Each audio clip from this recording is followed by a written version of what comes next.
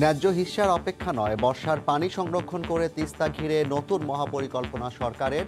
ভারত ফিরিয়ে দিলেও প্রকল্পে আগ্রহী চীন। আশায় বুক বাঁধছে উত্তরের মানুষ। গ্রেফতার এড়াতে সুড়ঙ্গে আত্মগোপন। মিরপুরের নিজ ভবনের মাটির নিচের তলা থেকে র্যাবের হাতে আটক।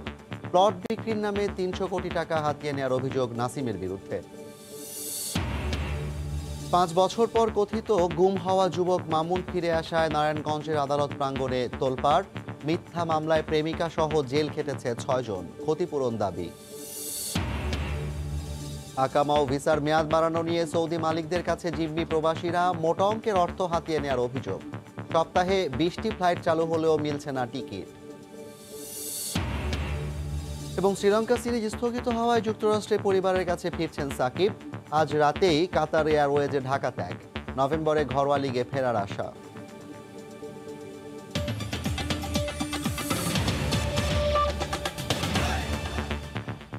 ভোরের সময়ের সঙ্গে আছি আমি জাফর সাদিক।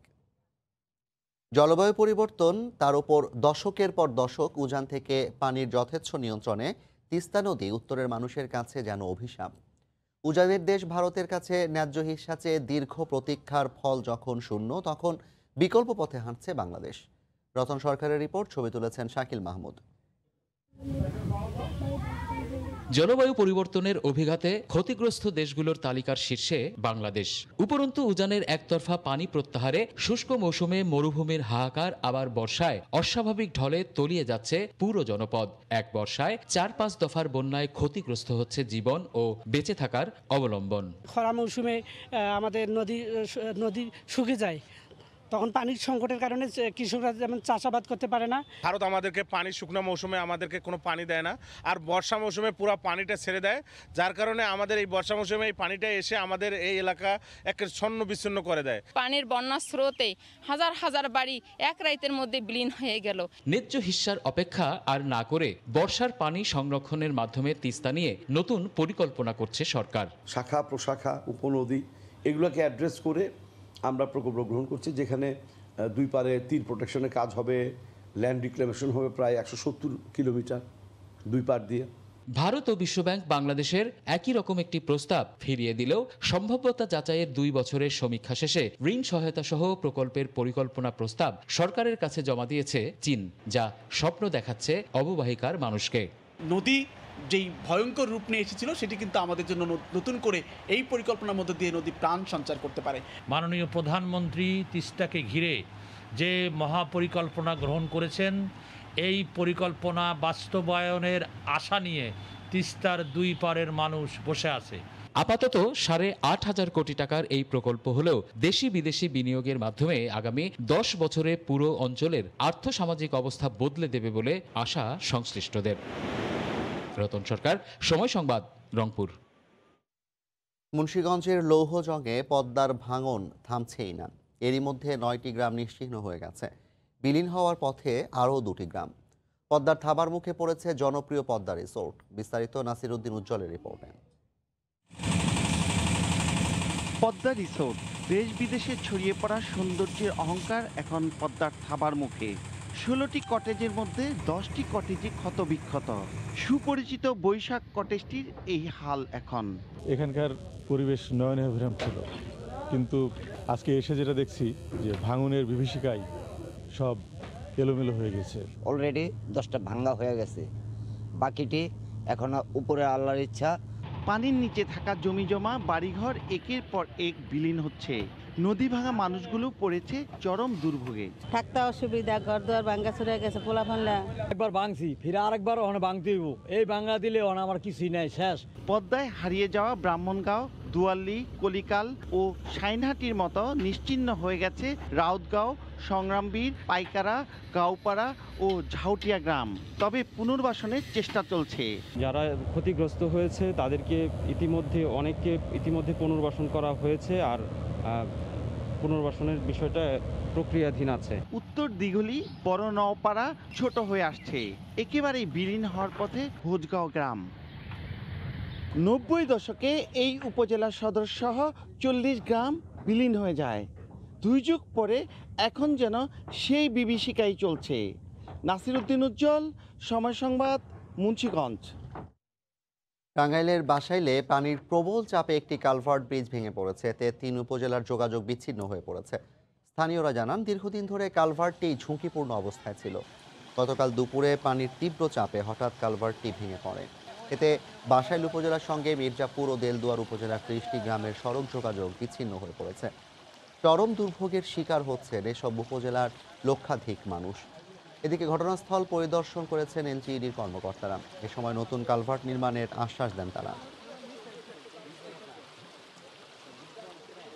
যত তাড়াতাড়ি সম্ভব এই ব্রিজের কাজ বা কোনভাবে ভালো হয় এই ব্রিজের কাজ সম্পন্ন করুক। আমরা খুব দ্রুতই নতুনভাবে বরাদ্দ নিয়ে কাজ শুরু করব। এলাকাবাসীর জনসাধারণ চলাচলের জন্য আমরা ঊর্ধ্বতন কর্তৃপক্ষের সহায়তায় দ্রুত ব্যবস্থা নেব। মুজিব বর্ষ উপলক্ষে দেশের বিভিন্ন অঞ্চলে গ্রামীণ সড়ক রক্ষণাবেক্ষণ কার্যক্রম শুরু হয়েছে। মুজিব বর্ষের অঙ্গীকার সড়ক হবে সংস্কার এই প্রতিপাদ্যকে সামনে রেখে হিলিতে মাসব্যাপী গ্রামীণ সড়ক রক্ষণাবেক্ষণ কার্যক্রম শুরু হয়েছে। উপজেলার এলজিইডির আওতায় ২০ জন নারী কর্মীর মাধ্যমে বাছাইকৃত সড়ক রক্ষণাবেক্ষণের কাজ শুরু হয়। সড়ক সংস্কারের অংশ হিসেবে ঝিনাইদহে মাসব্যাপী ৬ উপজেলার ২০০ কিলোমিটার সড়ক মেরামতের উদ্যোগ নেওয়া হয়েছে। এতে ১২৭ জন দুস্থ অসহায় নারী শ্রমিক কাজ করবেন। হবিগঞ্জে ২০০ কিলোমিটার সড়ক সংস্কার কাজ শুরু করেছে স্থানীয় সরকার বিভাগ। ক্ষুদ্র মেরামত প্রকল্পের আওতায় ও সংস্কার কাজ চলবে বলে জানায় স্থানীয় সরকার বিভাগ। গ্রামীণ সড়ক সংস্কারের কাজ চলছে বাগেরহাট ও মাদারীপুরেও।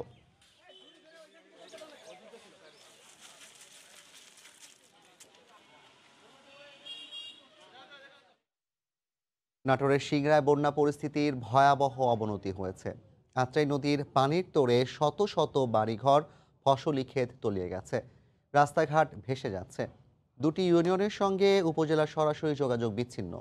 নাটোর প্রতিনিধি আল মামুনের পাঠানো তথ্য, ছবি নিয়ে রিপোর্ট। নাটোরের সিংড়ায় আত্রাই নদী বিধ্বংসী রূপ নিয়েছে। দুপারের গাছপালা, বাড়িঘর সব দুমড়ে মুচড়ে খড়কুটো হয়ে স্রোতের তোড়ে নদীতে। বাঁধ, সড়ক কোনো কিছুই আটকাতে পারছে না আত্রাই নদীর তীব্র স্রোতকে। একের পর এক জনপদ পানিতে তলিয়ে যাচ্ছে। বাড়িঘর, রাস্তাঘাট পানিতে তলিয়ে যাওয়ায় অসহায় এলাকার মানুষ। কোমর সমান পানিতে থই থই করছে এলাকার পর এলাকা। পানির চাপে বৃহস্পতিবার সকালে সিংড়া কলম সড়কের শেলাকুড়ায় এবং রাখালগাছা তাজপুর সড়কের হিয়াতপুরে ২ স্থানে ৪০০ ফুট বিলীন। বিচ্ছিন্ন এখন সিংড়া সড়কের সাথে কলম ও তাজপুর ইউনিয়নের ৫০,০০০ মানুষ। তলিয়ে গেছে শত শত হেক্টর ধানের ক্ষেত। গাছপালা, পুকুর টুকুর, মাছ টাছ সব ভাঙিয়ে চলে গেছে, ঘর পর্যন্ত ভাঙিয়ে যাচ্ছে। সিংড়া পৌরসভা এলাকা বন্যায় প্লাবিত হয়েছে। আমরা এর স্থায়ী সমাধান চাই। সতীর্থের কারণেই এই আজকের এই ভাঙ্গনের কারণে সিংড়া টু কলমের প্রায় অর্ধ লক্ষাধিক লোকের যোগাযোগ বিচ্ছিন্ন হয়ে পড়েছে। দুর্ভোগ লাঘবে তাৎক্ষণিক ব্যবস্থা নেওয়ার আশ্বাস স্থানীয় প্রশাসনের। ইন দ্য মিন টাইম আমরা সবগুলো সুতি জালি প্রায় অপসারণ করেছি। আর এখানে দুটো বাঁধ দুটো শোলাকুড়া নামক একটা স্থানে এবং হিয়াতপুরে, এই দুটো ভেঙে গিয়েছে। তো এইটা সংস্কারের জন্য কার্যক্রম চলমান। তৃতীয় দফার এই ভয়াবহ বন্যায় এ পর্যন্ত ৭,০০০-এর বেশি বাড়ি এবং প্রায় ৩,০০০ হেক্টর জমির ধান তলিয়ে গেছে। সময় সংবাদ, নাটোর। বন্যার সর্বশেষ অবস্থা জানাতে সিংড়া উপজেলার শোলাকুড়া থেকে যোগ দিচ্ছেন আল মামুন। মামুন,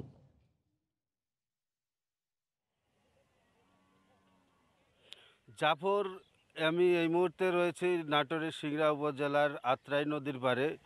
বিশেষ করে আত্রাই নদীর এই তীব্র স্রোত এবং ভাঙ্গনের ফলে দুটি ইউনিয়নের সাথে সড়ক ভেঙে যাওয়ার কারণে যোগাযোগ বন্ধ রয়েছে। গতকালকে বৃষ্টির পাশাপাশি তীব্র স্রোতে ভাঙ্গনের বৃদ্ধি অব্যাহত রয়েছে। জাফর, এই ভাঙ্গনের বৃদ্ধির ফলে প্রতিনিয়ত নতুন নতুন গ্রাম প্লাবিত হচ্ছে, কৃষি জমি ডুবে যাচ্ছে। বিশেষ করে এ পর্যন্ত ১৩০০ পুকুর ডুবে গিয়েছে সিংড়া উপজেলা এই বন্যায়। পাশাপাশি গতকাল পর্যন্ত ২,৭৭০ হেক্টর রোপো আমন ফসল ডুবে গেছে। এছাড়া সিংড়া উপজেলার কালীগঞ্জ, কলম, তাজপুর এই ইউনিয়নগুলোর গতকালকে ভাঙ্গনের পর থেকে যে সবজি চাষ হয়েছিল সেই সবজিগুলো ডুবতে শুরু করেছে। জাফর, শুধুমাত্র কয়েকজন গুটি কয়েক ব্যক্তির সুবিধার কারণে সুতি জালের কারণে ক্ষতিগ্রস্ত হচ্ছে হাজার হাজার মানুষ। এই আত্রাই নদীর পানি প্রবাহ বন্ধ রাখার কারণে পানি প্রবাহ না করতে পারার কারণে আজকের এই দুটি স্থানের ভাঙ্গন। আর এই ভাঙ্গনগুলোর যে তীব্র স্রোত সৃষ্টি হয়েছে তা মূল আত্রাই নদীর থেকেও সবচেয়ে বেশি। মুহূর্তের মধ্যে একদিনের মধ্যে দুটি জায়গায় প্রায় 500 মিটারের উপর ভেঙে যায়, হাজার হাজার বাড়িঘর তলিয়ে যাচ্ছে। গতকাল পর্যন্ত জেলা প্রশাসনের হিসাবে প্রায় 8000 ঘরবাড়ি তলিয়ে গেছে এই বন্যায়। এছাড়া সুতিজাল উচ্ছেদের অভিযানে গতকাল থেকে জেলা প্রশাসনের অভিযান শুরু হয়েছে এবং 8000 পরিবারকে খাদ্য সহযোগিতা আনার প্রক্রিয়া হিসাবে গতকাল কলম ইউনিয়ন থেকে জেলা প্রশাসন ত্রাণ সামগ্রী বিতরণ শুরু করেছেন। এছাড়া যে সুতিজাল যারা স্থাপন করছেন বা অব্যাহত তাদের কারণে কৃষকরা ক্ষতিগ্রস্ত হয়েছেন, তাদের বিরুদ্ধে এখন পর্যন্ত আইনগতভাবে ব্যবস্থা গ্রহণ না করার কারণে প্রতি বছরই নাটোরের সিংড়া উপজেলার আত্রাই নদী দিয়ে পানি বৃদ্ধি পাওয়ার কারণে ক্ষতিগ্রস্ত হন কৃষকরা। গত বছরও এই কৃষকদের ক্ষতি হলেও জেলা প্রশাসন এবং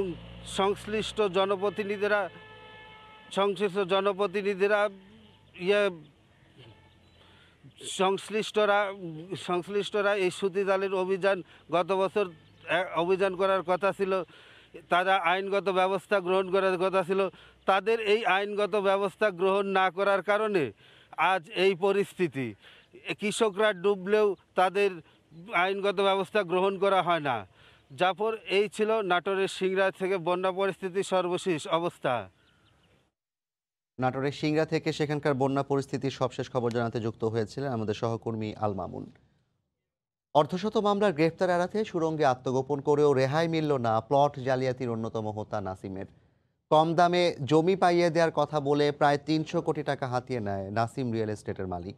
বুধবার গভীর রাতে মিরপুরে নিজ বাসার মাটির নিচে ভবনের গোপন আস্তানা থেকে নাসিম ও তার স্ত্রীকে গ্রেফতার করেছে র্যাব। এ সময় অবৈধ বিদেশি পিস্তল, ইয়াবা ও জাল টাকা সহ বিভিন্ন সরঞ্জাম উদ্ধার করে র্যাব। প্রতারণার শুরু 2002 সালে।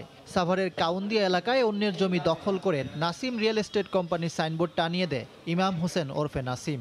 স্বল্প মূল্যে জমি পাওয়ার প্রলোভন দেখিয়ে 250 জনের সঙ্গে ভুয়া চুক্তি করে প্রত্যেকের কাছ থেকে 12 থেকে 20 লাখ টাকা হাতিয়ে নিয়ে প্রায় 300 কোটি টাকা আত্মসাৎ করে। 78 সাল থেকে 82 সাল বা 86 সাল পর্যন্ত সে তিতাসের 3য় শ্রেণীর ঠিকাদার হিসেবে কাজ করছে।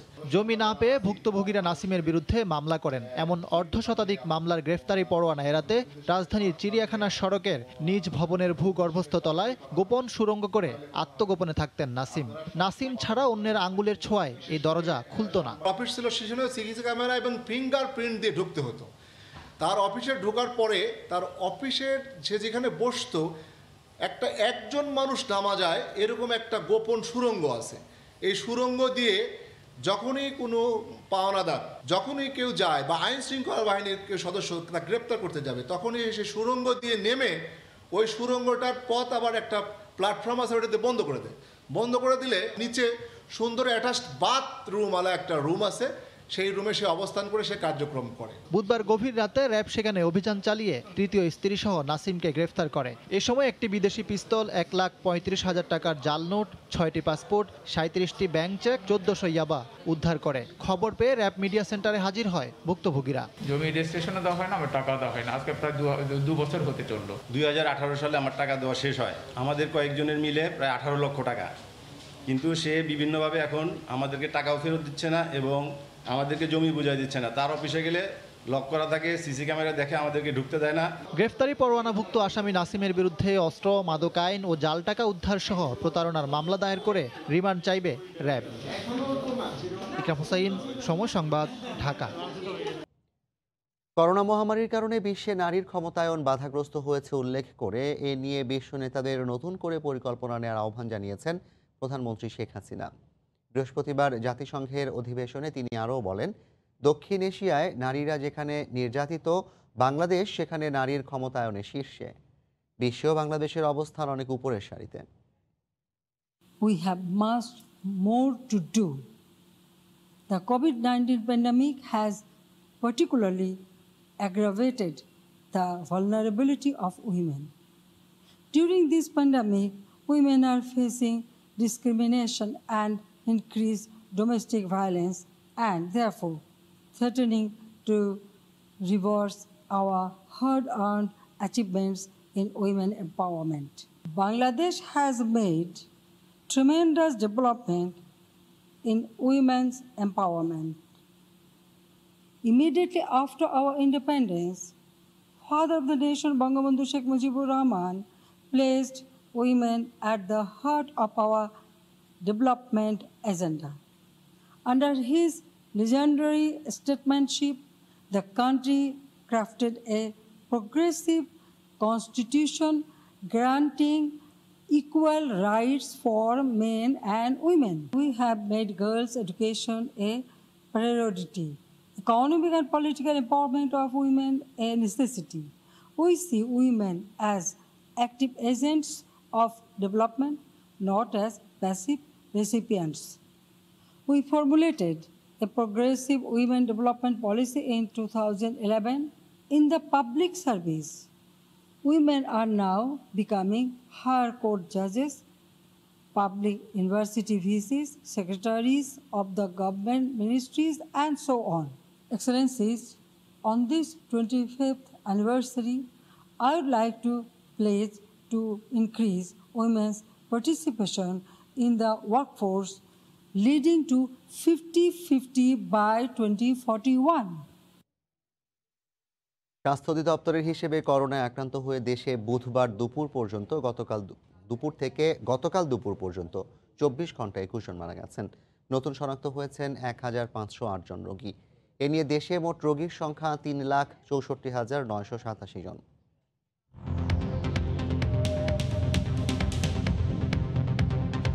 দেশে একদিনে নমুনা পরীক্ষা করা হয়েছে 11,420 জনের। এ পর্যন্ত মোট নমুনা পরীক্ষা করা হয়েছে 19,59,075 জনের। 24 ঘন্টায় নতুন করে 1,508 জনের দেহে করোনা শনাক্ত হয়েছে। এ নিয়ে মোট আক্রান্ত 3,64,987 জন। 24 ঘন্টায় মারা গেছেন 21 জন। এ পর্যন্ত করোনা আক্রান্ত হয়ে মারা গেলেন 5,272 জন। করোনা থেকে 24 ঘন্টায় সুস্থ হয়েছেন 1,591 জন। মোট সুস্থ হয়েছেন 2,77,078 জন। করোনা ভ্যাকসিনের হিউম্যান ট্রায়ালের ক্ষেত্রে আরও এক ধাপ এগিয়ে গেল গ্লোব বায়োটেক। প্রোটোকল অনুসারে তাদের গবেষণা প্রতিবেদনটি প্রকাশ পেয়েছে একটি প্রি প্রিন্ট আন্তর্জাতিক আর্কাইভ জার্নালে। দেশের প্রথম কোভিড ভ্যাকসিন হিসেবে গতকাল বাংলাদেশ সময় সকাল 10টা নাগাদ বায়োজিভ নামের এই আর্কাইভ জার্নালে তাদের গবেষণার কথা জানানো হয়। গ্লোব বায়োটেক বলছে, ভ্যাকসিন ট্রায়াল সামনে এগিয়ে নিতে এই প্রতিবেদন খুবই গুরুত্বপূর্ণ। এরই মধ্যে অ্যানিমেল ট্রায়ালের সবগুলো ধাপ সফলভাবে সম্পন্ন হয়েছে বলেও দাবি করে প্রতিষ্ঠানটি। পরবর্তী পদক্ষেপ হিসেবে সিআরও প্রস্তুত করে তা বিএমআরসিতে জমা দেওয়ার জন্য তৈরি করা হয়েছে। অনুমতি মিললেই চলতি মাসেই হিউম্যান ট্রায়ালে যাবে বলে আশাবাদ প্রতিষ্ঠানটির।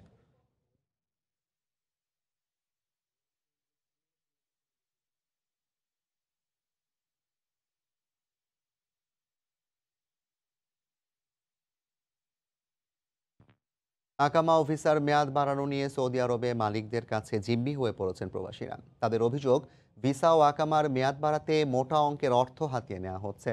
ভিসা ও আকামার মেয়াদ বাড়াতে কার সঙ্গে যোগাযোগ করবেন তা নিয়ে রয়েছে ধোঁয়াশা। তাই সৌদি প্রবাসীদের ফেরা নিয়ে অনিশ্চয়তা আরও বাড়ছে। এদিকে সৌদি আরবে সপ্তাহে মোট 20টি ফ্লাইট চালু হলেও ভিসা ও আকামা জটিলতায় মিলছে না টিকিট। কার আগে কে ঢুকবেন তারই প্রতিযোগিতা। টোকেন টিকিট সংগ্রহে সৌদি প্রবাসীদের এমন ধাক্কাধাক্কি সামলাতে বেগতিক অবস্থা খোদ আইনশৃঙ্খলা রক্ষা বাহিনীর সদস্যদের। সকাল 10টার পর মতিঝিলে বিমান কার্যালয় খুলে দেওয়ার সাথে সাথেই মুহূর্তেই ভরে যায়। হুড়োহুড়ি করে ঢুকলেও বেশিরভাগেরই আকামা ও ভিসার মেয়াদ শেষ, ফলে মিলছে না টোকেন কিংবা টিকিট। আকামা বা ভিসার মেয়াদ বাড়াতে কফিলদের সাথে যোগাযোগের পরামর্শ দিয়েছে সরকার। প্রবাসীরা বলছেন সরকারের এমন ঘোষণার সুযোগ নিচ্ছে কফিলরা। ভিসা ও আকামার মেয়াদ বাড়াতে 2.5 লাখ থেকে 3.5 লাখ টাকা পর্যন্ত চাচ্ছে তারা। মালিকে বলতেছে আকামার জন্য 11,000 টাকা দাও, 11,000 রিয়াল। তাই আমি যে 11,000 রিয়াল দেবো এটা তো অনিশ্চিত। আমি রয়েছি বাংলাদেশে, আমার মালিকে মনে করেন যে আকামা বানাই দিব না দিব এটা তো শিওর না। সব কিছু ওকে করে দেবো, কিন্তু এখন বর্তমানে যে টাকা চাইছে এই টাকাগুলো আমি কোথায় পাবো? 2,30,000 টাকা চাইছে আমার কাছে। 7,000 রিয়াল চাইছে, 7,000 রিয়াল দিয়ে দিছে কালকে। ঠিক আছে, অন্তলাগে ওকে করে দেন। 1 মিনিটের কাম এটার, 1 মিনিটের কাম, কোনো জানা লাগে না, জায়গা বইয়া কাজ এটার কাজ। অন্যদিকে সৌদি এয়ারলাইন্সের সামনের 13 দিনের মতো রোদ বৃষ্টি উপেক্ষা করে টিকিট এবং টোকেনের জন্য অপেক্ষা করছেন সৌদি প্রবাসীরা। তাদের দাবি, যাদের ভিসার মেয়াদ বাড়ানো হয়েছে তাদের আগে টিকিট নিশ্চিত করার। 1 তারিখ থেকে শুরু করে 10 তারিখ পর্যন্ত ভিসার মেয়াদ আছে আমার। যদি 4 তারিখে আমার টুবিন দেয় তা আমি কবে যাব? আমার কাগজপত্র সবকিছু ওকে আছে, কিন্তু আমাকে টিকিট দিচ্ছে না। আর যাদের ভিসার মেয়াদ শেষ হয়েছে তারপরও সৌদি যাওয়ার আশায় তাদের অপেক্ষা রাজধানীর কারওয়ান বাজারে। যদিও তাদের যাওয়া নির্ভর করছে সৌদি কফিলদের ওপর। এই সংকট সমাধানে সরকারকে ভূমিকা নেওয়ার আহ্বান প্রবাসীদের। সৌদি এয়ারলাইন্স বৃহস্পতিবার 200 টোকেনধারীর টিকিট দিচ্ছে। নতুন টোকেন দেওয়া হবে 4 অক্টোবর। আর চলতি সমস্যার সমাধানের সপ্তাহে 20টি ফ্লাইট পরিচালনার ঘোষণা দিয়েছে সরকার। শুভ খান, সময় সংবাদ, ঢাকা। সুনামগঞ্জে খাদ্য বান্ধব কর্মসূচির 68 বস্তা চাল উদ্ধার করেছে পুলিশ। এ সময় 2 ডিলার সহ 4 জনকে গ্রেফতার করা হয়েছে। পুলিশ জানায়, কালোবাজারে বিক্রির উদ্দেশ্যে সরকারি চাল মজুদ আছে এমন খবরে গতকাল ভোরে দোয়ার বাজারের শ্রীপুর বাজারে অভিযান চালানো হয়। এ সময় স্থানীয় ডিলার মাসুক আলমের দোকান থেকে হিসেবের বাইরে 14 বস্তা চাল জব্দ করা হয়। পরে তার দেয়া তথ্যের ভিত্তিতে আফসারনগর গ্রামের মফিজ আলীর বাড়ি থেকে 44 বস্তা চাল উদ্ধার করে পুলিশ ও খাদ্য বিভাগ। অন্যদিকে তাহিরপুরের লামাগাঁও বাজার থেকে 10 বস্তা চাল উদ্ধার করা হয়। এসব ঘটনায় 2 ডিলার সহ 4 জনের বিরুদ্ধে দোয়ারাবাজার ও তাহিরপুর থানায় 2টি মামলা করেছেন উপজেলা খাদ্য নিয়ন্ত্রক।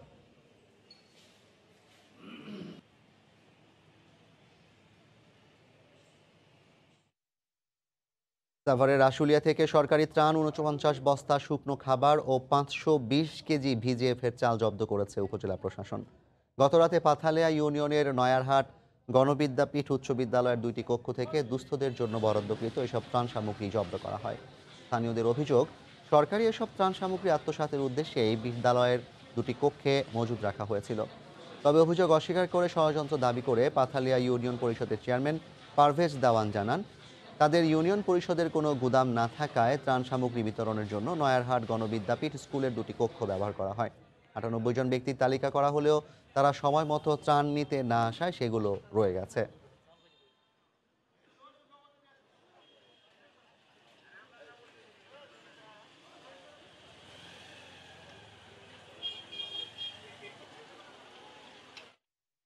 দেশে চালের অন্যতম মোকাম কুষ্টিয়া, বগুড়া ও দিনাজপুরে কমেনি দাম। তবে খাদ্যমন্ত্রীর দাবি কমতে শুরু করেছে, কিছুদিনের মধ্যেই আসবে নাগালের মধ্যে। তার হুঁশিয়ারি, বেঁধে দেয়া দামে বিক্রি না করলে চালানো হবে ভ্রাম্যমাণ আদালত, দাম বাড়ানোর চেষ্টা করলে উন্মুক্ত করে দেয়া হবে আমদানি। কালকে বগুড়া নওগাঁতে প্রায় এই আড়তদারদের ধানই 50 থেকে 60 টাকা বাজার কমে গেছে। অথচ বাজার চলছে উল্টো পথে। খোদ বগুড়ায় গেল 7 দিনের ব্যবধানে কমে তো নয়, বরং প্রকারভেদে কেজি প্রতি চালের দাম বেড়েছে 2 থেকে 5 টাকা। কমার লক্ষণ নেই, বাজার বরং বাড়তির দিকে। 7 দিন আগে বিক্রি করলাম 44-45, এখন হচ্ছে 48 টাকা থেকে 47-48। আর মোটা চাল আমরা পাচ্ছি না। বাজারে আপনি 7-8 দিনের ব্যবধানে আপনার কেজি প্রতি 5 থেকে 6 টাকা করে বাড়ছে। দিনাজপুরেও বেড়েছে কেজিতে 2 থেকে 3 টাকা। বিক্রি হচ্ছে না সরকার নির্ধারিত দামে। রংপুরের চিত্রও একই। এজন্য খুচরা ও পাইকারি বিক্রেতারা দুষছেন মিলারদের। মিলাররা ছাড় দিলেই ইনশাল্লাহ বাজার থামে যাবে, আর মিলাররা না থামলে ছাড়লে বাজার থামবে না। মিনিকেট চালটা হয়তো দিচ্ছে, কিন্তু 28 জাতীয় চালের দাম তারা সরকারি নির্ধারিত মূল্যে দিতে যাচ্ছে না। এটা কিছু ব্যবসায়ী কারসাজিও আছে এখানে। গত সপ্তাহ থেকে এই সপ্তাহে মনে পার বস্তায় 200 টাকা বাড়ে গেছে। বৃহস্পতিবার খাদ্যমন্ত্রী হুঁশিয়ারি দেন, দাম বাড়ানোর চেষ্টা করলে উন্মুক্ত করে দেয়া হবে আমদানি, চালানো হবে ভ্রাম্যমাণ আদালত। ওরা যে ধাপে ধাপে দামটা বাড়ানোর চেষ্টা করছিল, সেই জায়গাটা তো একটা বাড়িয়ে দিতে পেরেছে। কমতে হবে তাদেরকে, বাড়াতে পারবে না। আর যদি তারপরেও বাড়াতে চায় তাহলে আমাদের আমদানি আমরা ছেড়ে দেব। কৃষি বিপণন নীতি অনুযায়ী পাইকারি ও খুচরা বাজারে দাম নির্ধারণ করে দেওয়ার কথাও জানান মন্ত্রী। সাজিদ রাজু, সময় সংবাদ, ঢাকা। প্রেমের বিরোধকে কেন্দ্র করে নারায়ণগঞ্জের ফতুল্লা থানায় মিথ্যা অপহরণ ও গুমের মামলায় প্রেমিকা সহ তার পরিবারের ৬ জনকে জেল খাটিয়ে হয়রানির অভিযোগ উঠেছে। দীর্ঘ ৫ বছর আত্মগোপনে থাকা প্রেমিক আদালতে সশরীরে হাজির হলে মিথ্যা মামলার বিষয়টি সামনে আসে। একই সাথে এই মামলায় থানা পুলিশের বিরুদ্ধে গুম খুনের দায় স্বীকার করিয়ে জোরপূর্বক এক নারীর মিথ্যা জবানবন্দি আদায়েরও অভিযোগ তুলেছেন আসামি পক্ষের আইনজীবী। তবে মামলাটি তদন্ত সংস্থা সিআইডি পুলিশের বিশেষ পুলিশ সুপার জানিয়েছেন, কারো গাফিলতি থাকলে ব্যবস্থা নেওয়া হবে। নারায়ণগঞ্জ থেকে শওকত আলী সৈকতের তথ্য ও ছবি নিয়ে রিপোর্ট। অপহরণের পর গুম করা হয়েছে মামুনকে। এমন অভিযোগের পরিপ্রেক্ষিতে মামুনের প্রেমিকা তাসলিমা সহ তার পরিবারের ৬ সদস্য ৪ বছরের বিভিন্ন মেয়াদে জেল খাটার পর হঠাৎ আদালতে উপস্থিত খোদ মামুন। তাকে দেখে মিথ্যা মামলায় ফাঁসানোর ক্ষোভে ফেটে পড়েন তাসলিমার পরিবার। আদালত প্রাঙ্গণে শুরু হয় আসামি ও বাদীপক্ষের তুমুল কথা কাটাকাটি, যা এক পর্যায়ে রূপ নেয় হাতাহাতিতে।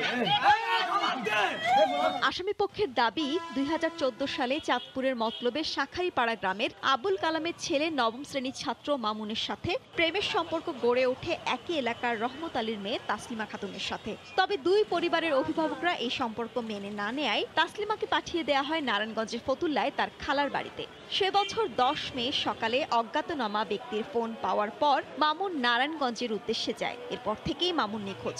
এমন অভিযোগ এনে ঘটনার ২ বছর পর ২০১৬ সালের ৯ মে মামুনের বাবা আবুল কালাম ছেলেকে অপহরণ ও গুমের অভিযোগে ফতুল্লা থানায় তাসলিমা সহ তার পরিবারের ৬ সদস্যের বিরুদ্ধে ৩৬৪ ধারায় একটি মামলা দায়ের করেন। এই ঘটনায় তাসলিমার মামি মাকসুদার কাছ থেকে জোরপূর্বক ১৬৪ ধারায় মিথ্যা জবানবন্দি রেকর্ড করে ফতুল্লা থানা পুলিশ। পরে একটি তদন্ত প্রতিবেদন দিয়ে ডিবি পুলিশের কাছে মামলাটি হস্তান্তর করা হলে ৬ জনকে গ্রেফতার করে রিমান্ডে নেওয়া হয়।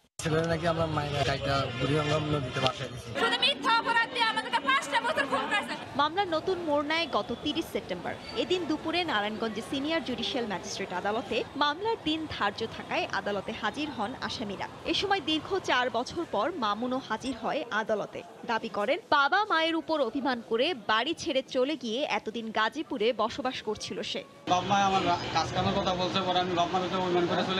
ক্ষতিপূরণের দাবি জানান আসামি পক্ষের আইনজীবী। পুলিশ যদি সঠিকভাবে এই মামলাটা তদন্ত করত, তাহলে হয়তোবা আসামিদের বিরুদ্ধে এই চার্জশিটটা আদালতে দাখিল হতো না। পুলিশের পাঠানো জবানবন্দির উপর ভিত্তি করে সিআইডির তদন্ত কর্মকর্তা চার্জশিট দিয়েছে বলে দাবি করেন সিআইডির নারায়ণগঞ্জ শাখার বিশেষ পুলিশ সুপার। আমাদের তদন্তকারী কর্মকর্তা কোনো গাফিলতি থাকে, সেটা আমরা অবশ্যই আমাদের ঊর্ধ্বতন কর্তৃপক্ষ দেখতেছে, আমি সহ আমরা অবশ্যই এই ব্যাপারে প্রয়োজনীয় ব্যবস্থা নিব। এর আগে গত আগস্ট মাসে সদর থানায় জিশামণি নামে এক কিশোরী অপহরণ মামলায় জোরপূর্বক ৩ আসামির মিথ্যা জবানবন্দি রেকর্ড করানোর ২ সপ্তাহ পর ওই কিশোরী জীবিত উদ্ধার হলে পুলিশ বিতর্কিত ও সমালোচিত হয়। এই ঘটনায় বিচার বিভাগীয় তদন্তের নির্দেশ দেন হাইকোর্ট। সময় সংবাদ, নারায়ণগঞ্জ। মাদক মামলা ও ক্রসফায়ারের ভয় দেখিয়ে সীমান্তের বাসিন্দাদের কাছ থেকে লাখ লাখ টাকা আদায় করার অভিযোগ উঠেছে জয়পুরহাট জেলা গোয়েন্দা পুলিশের উপপরিদর্শক জাহাঙ্গীর আলমের বিরুদ্ধে। ভয়ে মাসের পর মাস তারা মুখ বন্ধ রাখলেও সম্প্রতি একটি ঘটনায় ফুঁসে উঠেছে ভুক্তভোগী সহ এলাকাবাসী। বিক্ষোভ মিছিলের পাশাপাশি বিভিন্ন দপ্তরে অভিযোগপত্র পাঠিয়ে এসব ঘটনার বিচারের দাবি জানান তারা। অভিযোগের বিষয়ে একাধিকবার যোগাযোগ করা হলেও কোনো সাড়া দেননি জাহাঙ্গীর আলম। তবে তদন্ত করে এ ব্যাপারে ব্যবস্থা নেওয়ার আশ্বাস দিয়েছেন পুলিশ সুপার শহীদুল ইসলামের। সবুজের পাঠানো তথ্য ও ছবি নিয়ে রিপোর্ট। গত ২০ সেপ্টেম্বর সন্ধ্যায় জয়পুরহাটের পাঁচবিবি উপজেলার সীমান্ত এলাকা নন্দইলে মুদি দোকানে বসে আড্ডা দিচ্ছিলেন স্থানীয় যুবক উজ্জ্বল। এ সময় তাকে ধরে নিয়ে যান জেলা গোয়েন্দা পুলিশের উপপরিদর্শক জাহাঙ্গীর আলম সহ ২-৩ জন পুলিশ সদস্য। পরে তাকে নির্যাতন করলেও মামলা না দেওয়ার কথা বলে পরিবারের কাছ থেকে ৯৫,০০০ টাকা নেন। তারপর ওই দিন রাতে উজ্জ্বলকে মাদক রাখার অপরাধে মিথ্যা মামলায় ফাঁসিয়ে জয়পুরহাটে নিয়ে যাওয়া হয় বলে অভিযোগ স্বজনদের। মারধর করতেছে দেখে টাকার হুমকি দিয়েছে, টাকা দিলে ছাড়ে দিব। গরু বিক্রি করে তখন জাহাঙ্গীরের টাকা দিলাম ৯৫,০০০। এলাকাবাসীর অভিযোগ, ৩ বছর আগে জয়পুরহাটে যোগদানের পর থেকে জাহাঙ্গীর আলম সীমান্তবর্তী ৮টি গ্রামের শতাধিক মানুষের কাছ থেকে মিথ্যা মামলা ও ক্রসফায়ারের ভয় দেখিয়ে লাখ লাখ টাকা হাতিয়ে নিয়েছেন। এতদিন ভয়ে মুখ না খুললেও সম্প্রতি তারা ডাকযোগে বিভিন্ন দপ্তরে লিখিত অভিযোগ করেছেন। ডিপি জাহাঙ্গীর আসে দরজা ভেঙে ঘর থেকে একটা মোটরসাইকেল বের করে নিয়ে আমাদের দিয়েছে। আমরা এটা বিচার চাই। মাদক ব্যবসায়ী করি নাকি এই জন্য জাহাঙ্গীর ডিবির দলবল নিয়ে এসে তুই টাকা 2 লাখ দে, আর না হলে তোকে আমি এখানে কোচ ফায়ার করব। সংশ্লিষ্ট সর্বোচ্চ কর্মকর্তা এই বিষয়ে দ্রুত তদন্ত করে এর যথাযথ ব্যবস্থা নেবেন। দুর্নীতির বিষয়ে আমরা কোনো আপোষ করতে চাই না। এসব অভিযোগের বিষয়ে জাহাঙ্গীর আলমের সাথে একাধিকবার অফিস ও মোবাইলে যোগাযোগের চেষ্টা করলেও তিনি সাড়া দেননি। তবে তদন্ত সাপেক্ষে প্রয়োজনীয় ব্যবস্থা গ্রহণের আশ্বাস দিলেন জেলা পুলিশ সুপার। বিস্তারিত তদন্ত করে যদি ডিবি পুলিশের বিরুদ্ধে অভিযোগ প্রমাণিত হয় আমি তাদের বিরুদ্ধে আমাদের বিধিবিধান সাপেক্ষে কঠোর ব্যবস্থা নেব। মিথ্যা মামলা ও ক্রসফায়ারের ভয় দেখিয়ে জাহাঙ্গীর আলম শুধু গত 3 মাসে নন্দইল, খাঙ্গুর হাটখোলা, সীমন্তপুর, উচনা, তাজপুর, পশ্চিম রামকৃষ্ণপুর, সোনাতলা ও সালুয়ার 25 জনের কাছ থেকে বিভিন্ন সোর্স ও নিজে উপস্থিত থেকে 12,58,000 টাকা নিয়েছেন বলে অভিযোগ ভুক্তভোগীদের। সময় সংবাদ, জয়পুরহাট। কক্সবাজার থেকে নৌ রুটে পর্যটকবাহী জাহাজে করে সরাসরি সেন্ট মার্টিনে যাচ্ছেন পর্যটকরা। সাপ্তাহিক ছুটির দিন হওয়ায় বেড়েছে চাপও। এই মুহূর্তে কক্সবাজারের বিআইডব্লিউটি এর ঘাটে আছেন রিপোর্টার সুজাউদ্দিন রুবেল। সরাসরি যাচ্ছি তার কাছে। রুবেল, কক্সবাজার থেকে সরাসরি সেন্ট মার্টিন যাওয়ার যে সুযোগ সেটি কিন্তু এখন শুরু হয়েছে। আমরা প্রতি বছর দেখি অক্টোবর কিংবা নভেম্বর কিংবা ডিসেম্বর থেকে জাহাজ চলাচল শুরু হয়। এখন কক্সবাজার থেকে সরাসরি যে সুযোগ সেটির এখন পর্যটকরা নিয়ে নিচ্ছেন। আমরা এখন কক্সবাজার বিআইডব্লিউটি এর ঘাটে অবস্থান করছি, যেখানে দেখতে পাচ্ছেন শত শত মানুষ সেন্ট মার্টিন যাওয়ার জন্য বিআইডব্লিউটি এর ঘাটে জড়ো হয়েছেন। তারা সরাসরি যে জাহাজ রয়েছে সেই জাহাজ থেকে কক্সবাজার থেকে রওনা হবেন এবং 12টার দিকে সেন্ট মার্টিন পৌঁছাবেন। তবে যে বিষয়টি পর্যটকরা বলছেন, আগে দীর্ঘ সময় ধরে তাদের কক্সবাজার আসতে হতো, কক্সবাজার থেকে আবার টেকনাফ যেতে হতো, টেকনাফ থেকে তারা সেন্ট মার্টিন যেতে পারতেন। কিন্তু এখন যেহেতু কক্সবাজার থেকে জাহাজ চালু হয়েছে সেটিকে তারা সাধুবাদ জানিয়েছেন এবং তাদের যে যাতায়াত সেটি অনেকটা সহজ হয়েছেন বলে আমাদেরকে জানিয়েছেন। তো পর্যটকরা যেটা বলছেন যে তারা প্রতি বছর যে সেন্ট মার্টিনের যে সৌন্দর্য সেটি উপভোগ করার জন্য কক্সবাজার আসেন। কক্সবাজার থেকে তারা জাহাজ যোগে সেন্ট মার্টিন যান। তো সেন্ট মার্টিনের সৌন্দর্য আসলে এই করোনা পরিস্থিতিতে বন্ধ ছিল, কারণে তারা সরাসরি কক্সবাজার থেকে সেন্ট মার্টিন যাচ্ছেন, যার কারণে আসলে তাদের যে সময়ের সাথে সাথে অনেক অর্থ অপচয় কমে যাচ্ছেন বলে আমাদেরকে জানিয়েছেন। এই বিষয়ে আমরা জাহাজ কর্তৃপক্ষের সাথে কথা বলেছিলাম। তারা যেটি বলেছেন যে তার দীর্ঘ সময় তাদের কক্সবাজার থেকে সেন্ট মার্টিন যাওয়ার একটি প্রক্রিয়া ছিল, সেটি তারা দীর্ঘ সময় সমীক্ষা করার পর এই সময়টাতে কক্সবাজার থেকে সেন্ট মার্টিন যাওয়ার তারা যে নৌ রুট সেটি তারা বেছে নিয়েছেন এবং তারা এখন প্রতিদিনে সকাল 7টা থেকে কক্সবাজার থেকে সেন্ট মার্টিন যান এবং 12টার দিকে পৌঁছান এবং আবার পুনরায় 3টার দিকে রওনা হয়ে তারা সন্ধ্যা 7টা কিংবা রাত 8টার দিকে আবার পুনরায় কক্সবাজার ফিরে আসেন। এখানে যে জাহাজটি রয়েছে সেটিতে প্রায় একদিনে 500 যাত্রী যেতে পারেন, যারা দিনে গিয়ে দিনে চলে আসতে হয় এরকম আমাদেরকে জানিয়েছেন কর্তৃপক্ষ। আর অন্যদিকে আমরা কক্সবাজার জেলা প্রশাসনের সাথে কথা বলেছিলাম, তিনি যেটি বলেছে যে কক্সবাজার থেকে যে সুযোগ সেটি তারা সরাসরি সেন্ট মার্টিন যাওয়ার জন্য অনুমতি দিয়েছেন। এটি একমাত্র একটি জাহাজ যেটি কক্সবাজার থেকে সেন্ট মার্টিন। অপরদিকে আগামী নভেম্বরের দিকে কক্সবাজারের যে টেকনাফ উপজেলা রয়েছে সেই টেকনাফ উপজেলা থেকে আরও 60টি জাহাজ সরাসরি সেন্ট মার্টিন যাবে বলে আমাদেরকে জানিয়েছেন। আর এখন আর কিছুক্ষণ পরে এই জাহাজটি ছেড়ে দিবে এবং জাহাজটি ছেড়ে দেওয়ার পর তারা সেন্ট মার্টিনের উদ্দেশ্যে রওনা হবেন। এখন যেহেতু এখনও গত কিছুদিন আগে তারা সেন্ট মার্টিন যাত্রা শুরু করেছিল, কিন্তু বৈরী আবহাওয়ার কারণে তারা সেন্ট মার্টিন বেশ কিছুদিন বন্ধ ছিল, কিন্তু আজ থেকে পুনরায় আবার চালু হয়েছে। আমরা যে সাপ্তাহিক ছুটির দিনে বিপুল সংখ্যক পর্যটক কিন্তু সেন্ট মার্টিন যাওয়ার জন্য এখন ঘাটে ভিড় করেছেন। এই যে ঘাটে ভিড় করেছেন তারা আমরা এখন যেহেতু আর কিছুক্ষণ পর জাহাজটি ছেড়ে দিবে, সেজন্য তাড়াহুড়ো করে সবাই কিন্তু জাহাজে উঠে পড়ার জন্য ব্যস্ত হয়েছেন। আমরা এখানে যারা জাহাজ কর্তৃপক্ষ রয়েছে তারা টিকিট দেখে দেখে কিন্তু জাহাজে যাত্রীদের উঠাচ্ছেন। আর আমরা জাহাজ কর্তৃপক্ষের সাথে কথা বলেছিলাম, তারা বলেছেন যে প্রতিদিন সকাল 7টায় জাহাজ সেন্ট মার্টিনের উদ্দেশ্যে ছেড়ে দেয়। এখানে কয়েক ক্যাটাগরিতে টিকিট পাওয়া যায়, তার মধ্যে সর্বনিম্ন 2000 টাকা থেকে শুরু করে 12,000 টাকা পর্যন্ত আসা যাওয়ার টিকিট দেওয়া হয় কর্তৃপক্ষ জানিয়েছে। তো আমরা পর্যটক যারা আছেন তাদের সাথে কথা বলেছিলাম, তারা বলেছে যে 2000 থেকে 12,000 টাকা আসলে অনেক বেশি হয়ে যায়, সেজন্য তারা জাহাজ কর্তৃপক্ষকে আরও ভাড়া কমানোর একটি অনুরোধ করেছেন। আর এছাড়াও এই জাহাজের টিকিট কিন্তু এখান থেকে নয়, কক্সবাজার শহরের বিভিন্ন ট্যুর অপারেটরদের অফিস রয়েছেন, সেই ট্যুর অপারেটর অফিস থেকে জাহাজের টিকিট পাওয়া যায় এবং সেখান থেকে প্রতিদিন যে পর্যটকরা রয়েছেন তারা কিন্তু জাহাজের টিকিট সংগ্রহ করেন। এখনও যে আমরা দেখতে পাচ্ছি যে সেন্ট মার্টিনে ওঠার জন্য কিন্তু জাহাজে অনেক পর্যটক কিন্তু এখন জাহাজের সামনে ভিড় করেছেন। আসলে এখানে খুব যে জাহাজ কর্তৃপক্ষের লোকজন কিন্তু স্বল্প সংখ্যক হওয়ার কারণে কিন্তু জাহাজের টিকিট দেখে দেখে উঠাতে হচ্ছে, যার কারণে কিন্তু ভিড় জমে আছে। বিশেষ করে আর 15-20 মিনিটের মধ্যে এই জাহাজটি ছেড়ে দিবেন বলে আমাদেরকে কর্তৃপক্ষ জানিয়েছেন এবং সেটি পুরো কক্সবাজার থেকে শুরু করে টেকনাফ এবং সেন্ট মার্টিন পর্যন্ত প্রায় 5 ঘন্টা জাহাজে পর্যটকরা ভ্রমণ করবেন। সেই ভ্রমণের পর কিন্তু সেন্ট মার্টিনে পৌঁছাবেন দুপুর 12:30 কিংবা 1টার দিকে। তো জাফর, এই ছিল আমার কাছে কক্সবাজার BIWT এর ঘাট থেকে সেন্ট মার্টিনগামী যে জাহাজ সেটির সর্বশেষ। কক্সবাজার থেকে এখন সরাসরি সেন্ট মার্টিনে যাচ্ছে জাহাজ, সে খবর জানাতে BIWT ঘাট থেকে যুক্ত হয়েছেন সহকর্মী সুজাউদ্দিন রুবেল। কৃষকের উৎপাদিত সবজির ন্যায্য মূল্য নিশ্চিত করতে ও ভোক্তাদের বিষমুক্ত সবজি সরবরাহ করতে ঝিনাইদহে লোকজ বাজারের আউটলেটে উদ্বোধন করা হয়েছে। গতকাল সকালে শহরের পুরাতন হাটখোলায় ফিতা কেটে আউটলেটের উদ্বোধন করা হয়।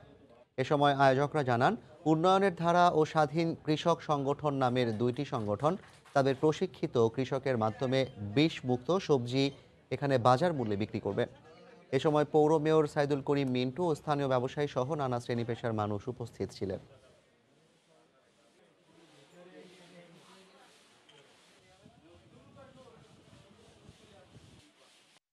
রাজধানীর কারওয়ান বাজারে ইলিশের সরবরাহ বেশি, ভোর থেকেই জমে উঠেছে বেচাকেনা। এই মুহূর্তে কারওয়ান বাজারে আছেন রিপোর্টার কাজল আব্দুল্লাহ, সরাসরি যাচ্ছি তার কাছে। কাজল, জাফর, কারওয়ান বাজারে কিন্তু আজকে ইলিশের যে মোকাম, সেই ইলিশের পাইকারি যে মোকাম, সে মোকামে কিন্তু আজকে বলা চলে যে ভরপুর ইলিশ। যদিও ব্যবসায়ীরা কিন্তু বলছে যে আগের তুলনায় আমদানি যদিও তুলনামূলক অনেকটাই কমে যাচ্ছে দিন দিন, সেহেতু বলা চলে যে আগের তুলনায় যেভাবে সাগরে কিংবা নদীতে যে পরিমাণ মাছ আহরণ হতো ইলিশ, সেই তুলনামূলক কিন্তু আস্তে আস্তে আহরণ কমছে এবং সেই প্রভাবটি কিন্তু বাজারে পড়ছে। একই সঙ্গে গত 2 বছর আগেও আমি যদি বলিয়া থাকি, সেটা হচ্ছে যে বড় ইলিশ কিন্তু বলা চলে যে 1 মণ মাছের মধ্যে 4 থেকে 5টি হয়তো বড় ইলিশ থাকতো, সেটি কিন্তু এখন ঠিক উল্টোটি হয়ে গেছে অবস্থা। যেটি এখন বলা চলে যে ব্যবসায়ীরা বলছেন এবং বাজারে যেটি আমরা দেখছি, একটি বড় ডোর যেটি বলা চলে 4 থেকে 5 মণ মাছ থাকে, সেভাবে ব্যবসায়ীরা বরিশাল, মেঘনা বিভিন্ন নদীর ঘাট থেকে যে মাছ বাজারগুলো আছে, চাঁদপুর, সেখান থেকে যে মাছগুলো এখানে আসতেছে, সেই ডোরগুলোতে কিন্তু 4 থেকে 5 মণ মাছের মধ্যে কিন্তু বলা চলে যে 1/2 মণ মাছ কিংবা 20 কেজি মাছও কিন্তু ছোট বা মাঝারি ইলিশ পাওয়া খুব মুশকিল হয়ে পড়ে। অর্থাৎ বড় ইলিশের আকার কিন্তু, বড় ইলিশের পরিমাণ দিন দিন কিন্তু বেড়ে চলেছে, প্রতি বছরই বেড়ে যাচ্ছে এবং সরকারের বিভিন্ন অভিযান এবং বিভিন্ন সপ্তাহ এবং বিভিন্ন অভিযানের ফলে কিন্তু বিভিন্ন কর্মসূচির মাধ্যমে কিন্তু ইলিশের পর্যাপ্ত উৎপাদন কিন্তু বাড়ছে প্রতি বছর। এখন বলা চলে যে গত 19-20 অর্থ বছর পর্যন্ত, অর্থাৎ গত বছরের জুন পর্যন্ত কিন্তু ইলিশের আহরণ হয়েছে সারা দেশে, সেটি হচ্ছে 5.5 লাখ মেট্রিক টন। যেটি বৃদ্ধি করার জন্য নতুন একটি আবারও প্রকল্প নিয়েছে সরকার ইলিশের উৎপাদন আর বৃদ্ধির জন্য। সম্প্রতি একনেক সভায়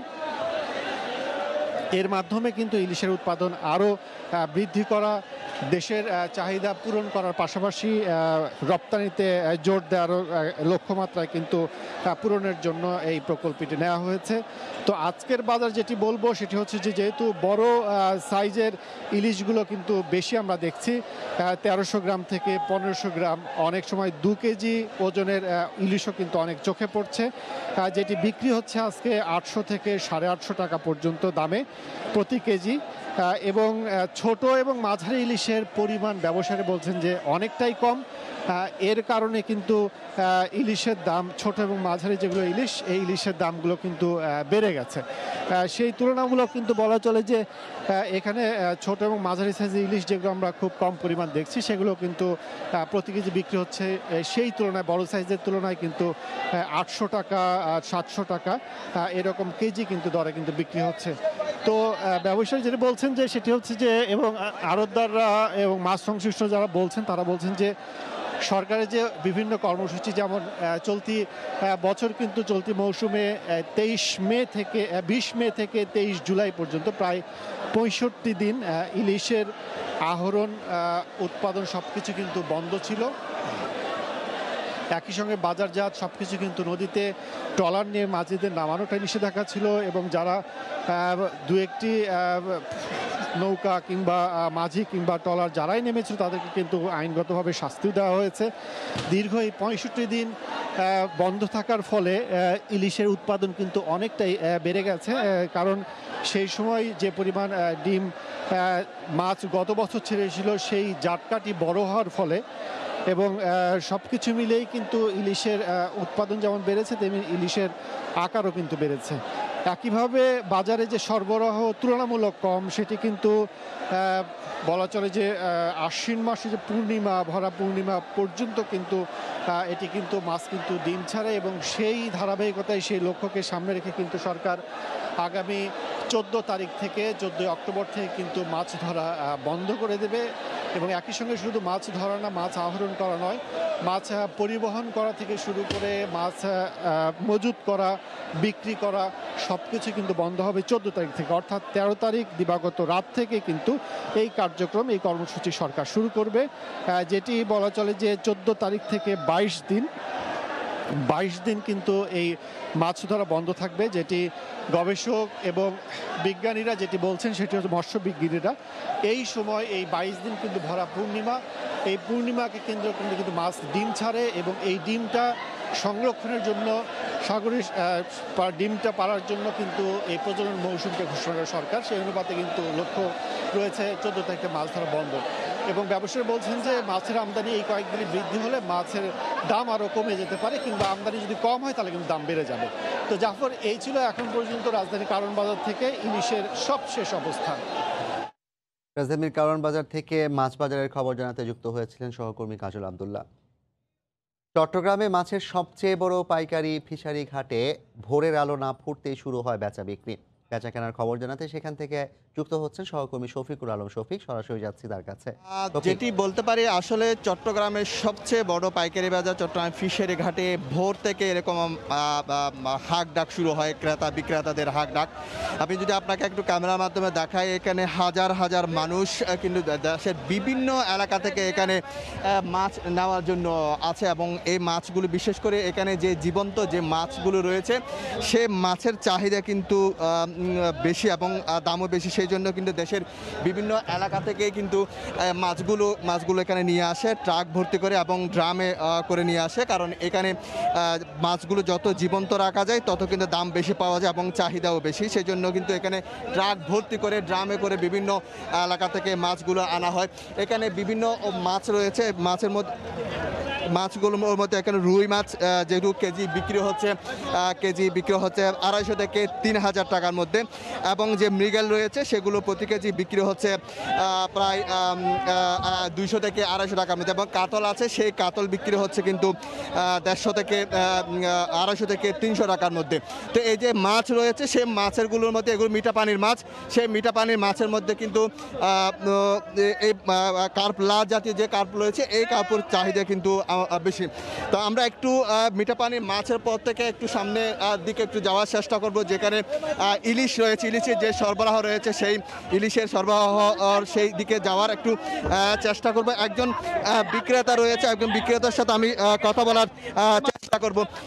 আপনাদের এখানে বিভিন্ন ধরনের মাছ আছে, মাছের কি দাম এবং জীবন্ত মাছের দাম কেন বেশি? একটু জীবন্ত মাছের দাম একটু বেশি বলতে এখন সবাই তো মাছ মারতে পারতেছে না বর্ষার কারণে, যেহেতু একটু জীবিত মাছের একটু দাম বেশি। আপনার কেজি রুই মাছ বিক্রি হচ্ছে আপনার 10,000 টাকা 250 টাকা কেজি, তার একটু মিডিয়াম বিক্রি হচ্ছে 200 টাকা কেজি, এরপর একটু মিডিয়াম বিক্রি হচ্ছে আপনার 700 টাকা 175 টাকা কেজি, তেলাপিয়া 2 কেজি বিক্রি হচ্ছে আপনার 120 টাকা কেজি, আর 3 কেজি বিক্রি হচ্ছে 115 টাকা কেজি। কার্পু মাছ আছে আপনার। আমরা একটু এখন যাওয়ার চেষ্টা করব যে ইলিশের যেদিকে সরবরাহ রয়েছে সেই ইলিশের দিকে একটু যাওয়ার চেষ্টা করব। এখানে কিন্তু ঝাঁকা ঝাঁকা বঙ্গোপসাগর সহ বিভিন্ন এলাকা থেকে যে ইলিশগুলো আনা হয় সেগুলো কিন্তু এরকম বরফে করে সংরক্ষণ করা হয়, পরে সংরক্ষণ করার পর কিন্তু এই ইলিশগুলো বিক্রি করা হয়। আপনি হয়তো জানেন এই বছর কিন্তু সবচেয়ে বেশি ইলিশের সরবরাহ হয়েছে বঙ্গোপসাগরে, সেজন্য কিন্তু এখানে প্রতি কেজি ইলিশ এখানে 400 থেকে শুরু করে 700 টাকার মধ্যে পাওয়া যায়, এবং যে বড় আকৃতির যে ইলিশ সেগুলো 600 টাকার মধ্যে 650 টাকার মধ্যে পাওয়া যায়। আর ছোট আকৃতির যে ইলিশগুলো রয়েছে এগুলো 350 টাকা বা 400 টাকার মধ্যে পাওয়া যায়। আপনি হয়তো জানেন যে ইলিশ সংরক্ষণের জন্য এবার যেই নীতিমালা করা হয়েছে, যে সমুদ্রে মাছ ধরার উপর যে নিষেধাজ্ঞা দেওয়া হয়েছে, সেই নিষেধাজ্ঞার কারণে কিন্তু ইলিশের সরবরাহ আমরা এবার বেশি দেখতে পেয়েছি। এটি সেই জন্য কিন্তু এখানকার বিক্রেতারা কিন্তু সরকারকে কিন্তু ধন্যবাদ দিচ্ছেন এই নিষেধাজ্ঞার কারণে। যে আমি আপনাকে আসলে দেখাতে পারছি না যে সমুদ্রের আশেপাশে যেই বড় বড় যে মাছ ধরার যে ট্রলারগুলো রয়েছে সেই ট্রলারগুলোতে কিন্তু ঝাঁকে ঝাঁকে ইলিশ নিয়ে কিন্তু বিক্রেতা যারা রয়েছে সমুদ্র থেকে তারা ফিরছে এবং সে মাছগুলো এখানে কিন্তু বাজারে নিয়ে আসছেন। এবং পাশাপাশি আপনাকে চট্টগ্রামের এই ফিশারি ঘাটে যে মাছগুলো রয়েছে আর একটু যদি বামে একটু যদি দেখায় যে এখানে ইলিশের বিশাল মজুদ রয়েছে, স্তূপ রয়েছে, এখানে ক্রেতা বিক্রেতাদের মধ্যে কিন্তু তর্ক বিতর্ক চলছে সেই ইলিশ নিয়ে, সেই ইলিশের বেচা কেনা নিয়ে। সেই জন্য কিন্তু তারা যে নিষেধাজ্ঞা অন্যান্য সময় কিন্তু কৃষকরা যেটি বলছেন আরো 2-1 দিন পরে কিন্তু আবার আগামী 10 তারিখের পর থেকে আবার নিষেধাজ্ঞা আসতে পারে, সেই জন্য কিন্তু তারা যে নিষেধাজ্ঞা অন্যান্য সময় কিন্তু নিষেধাজ্ঞা পালন না করলেও কিন্তু এখন যে জেলেরা তারা সেই নিষেধাজ্ঞা তখন তারা পালন করতে প্রস্তুত, কারণ তারা গতবার যে নিষেধাজ্ঞা দিয়েছে সেই নিষেধাজ্ঞার কারণে কিন্তু তারা প্রচুর ইলিশ পেয়েছেন এবং দেশের মানুষও কিন্তু সেই ইলিশ খেতে পেরেছেন। এই চট্টগ্রামের এই ফিশারি ঘাটে কিন্তু প্রতিদিন প্রায় 15 থেকে 20টি ট্রাক করে বিভিন্ন জায়গা থেকে মাছ আসে, বিশেষ করে যে মিঠা পানির যে মাছ সেগুলো খুলনা, সাতক্ষীরা সহ বিভিন্ন জায়গা থেকে আসে। এবং যে এখানে যে ফিশারি ঘাট রয়েছে সেই ফিশারি ঘাটে কিন্তু প্রায় প্রতিদিনই কিন্তু প্রায় 20 থেকে 30টি ট্রাক ভর্তি ইলিশ কিন্তু এখানে ইলিশ নামায়, সেই ইলিশগুলো কিন্তু দেশের বিভিন্ন এলাকায় ছড়িয়ে পড়ে। তো আমি আপনাকে সর্বশেষ যেটি বলতে পারি, এখানে মিঠা পানি এবং যে সামুদ্রিক মাছ সব ধরনের মাছের কিন্তু এই চট্টগ্রামে এই ফিশারি ঘাটে সরবরাহ রয়েছে, এবং দেশের দূর দূরান্ত থেকে কিন্তু এখানে জেলেরা কিন্তু তারা কিন্তু সেই মাছ নিয়ে কিন্তু এখান থেকে ছাড়ে। তো এই ছিল আমার কাছে সর্বশেষ তথ্য চট্টগ্রামের ফিশারি ঘাটের। চট্টগ্রামের ফিশারিঘাট মাছ বাজার থেকে আমাদের সঙ্গে যুক্ত হয়েছিলেন রিপোর্টার শফিকুল আলম শফিক, জানাচ্ছিলেন সেখানকার মাছ বেচা বিক্রির খবর। বগুড়ায় শীতের সবজি বাজারে উঠতে শুরু করেছে, তবে দাম বেশি। বগুড়ার মহাস্থান হাটে আছেন রিপোর্টার মাজেদুর রহমান, সরাসরি চলে যাচ্ছি তার কাছে। মাজেদ, এখানে যে সবজির ক্ষেতগুলো রয়েছে সেই সবজির ক্ষেতগুলো কিন্তু অধিকাংশ নষ্ট হয়ে গেছে, ফলে বাজারে যে সবজির যে দামের সেই দামের প্রভাবটা কিন্তু পড়তে শুরু করেছে। এখন যে সবজির বাজার সেই সবজি বাজারে এখানে যে সরবরাহ সেই সরবরাহটা কিন্তু অনেক ক্ষেত্রে কিন্তু কমে যাচ্ছে এবং দিন দিন কিন্তু সবজির দামটা কিন্তু বৃদ্ধি হতে শুরু করেছে। আজকে যদি আমি এখানে বগুড়ার সবচেয়ে বড় যে সবজির বাজার সেই সবজি বাজারের কথা যদি বলতে চাই, মহাস্থান হাটের সবজি বাজারে প্রত্যেক প্রত্যেকটা যে সবজি দর রয়েছে সেই সবজির দরগুলো কিন্তু বেড়ে গেছে এবং প্রতি কেজিতে 5 থেকে 7 টাকা কিন্তু সবজির দর বেড়ে গেছে। আজকে এখানে এই পর্যন্ত যে বাজারে যে সবজিগুলো রয়েছে সেখানে কচুরমুখী কিন্তু আজকে 25 টাকা থেকে 30 টাকা কেজি দরে খুচরা এবং পাইকারি বিক্রি হচ্ছে। এছাড়া পটল, করলা, ঝিঙ্গে যে সবজিগুলো রয়েছে সেই সবজিগুলো কিন্তু প্রত্যেকটি কিন্তু 50 টাকা কাছাকাছি চলে গেছে, অর্থাৎ পাইকারি রেট কিন্তু 45 থেকে 50 টাকা কিংবা 40 টাকা এরকম রেটে বিক্রি হচ্ছে। আর এখানে এই সময়ে সবজি কিন্তু ভরপুর থাকে এই মহাস্থান হাটে, কিন্তু এখন পর্যন্ত যে সবজি যে আসছে সেটা কিন্তু এখন পর্যন্ত বাজারে সবজি সেরকম এখনো ওঠে নাই। আর এখানে যে ফুলকপি, বাঁধাকপি, মূলা সেই ক্ষেতগুলো কিন্তু অধিকাংশ পানি উঠতে শুরু করেছে এবং কিন্তু এখানে পানি উঠে গেছে, ফলে সবজি নষ্ট হতে শুরু করেছে। এই নষ্ট হওয়ার কারণে কিন্তু কৃষকদের যে লাভ হওয়ার কথা ছিল সেই লাভটাও কিন্তু তেমন হবে না বলে তারা আশঙ্কা করছেন। পাশাপাশি যে সবজিটি রয়েছে সেই সবজিগুলো কিন্তু কম উঠতে শুরু করেছে।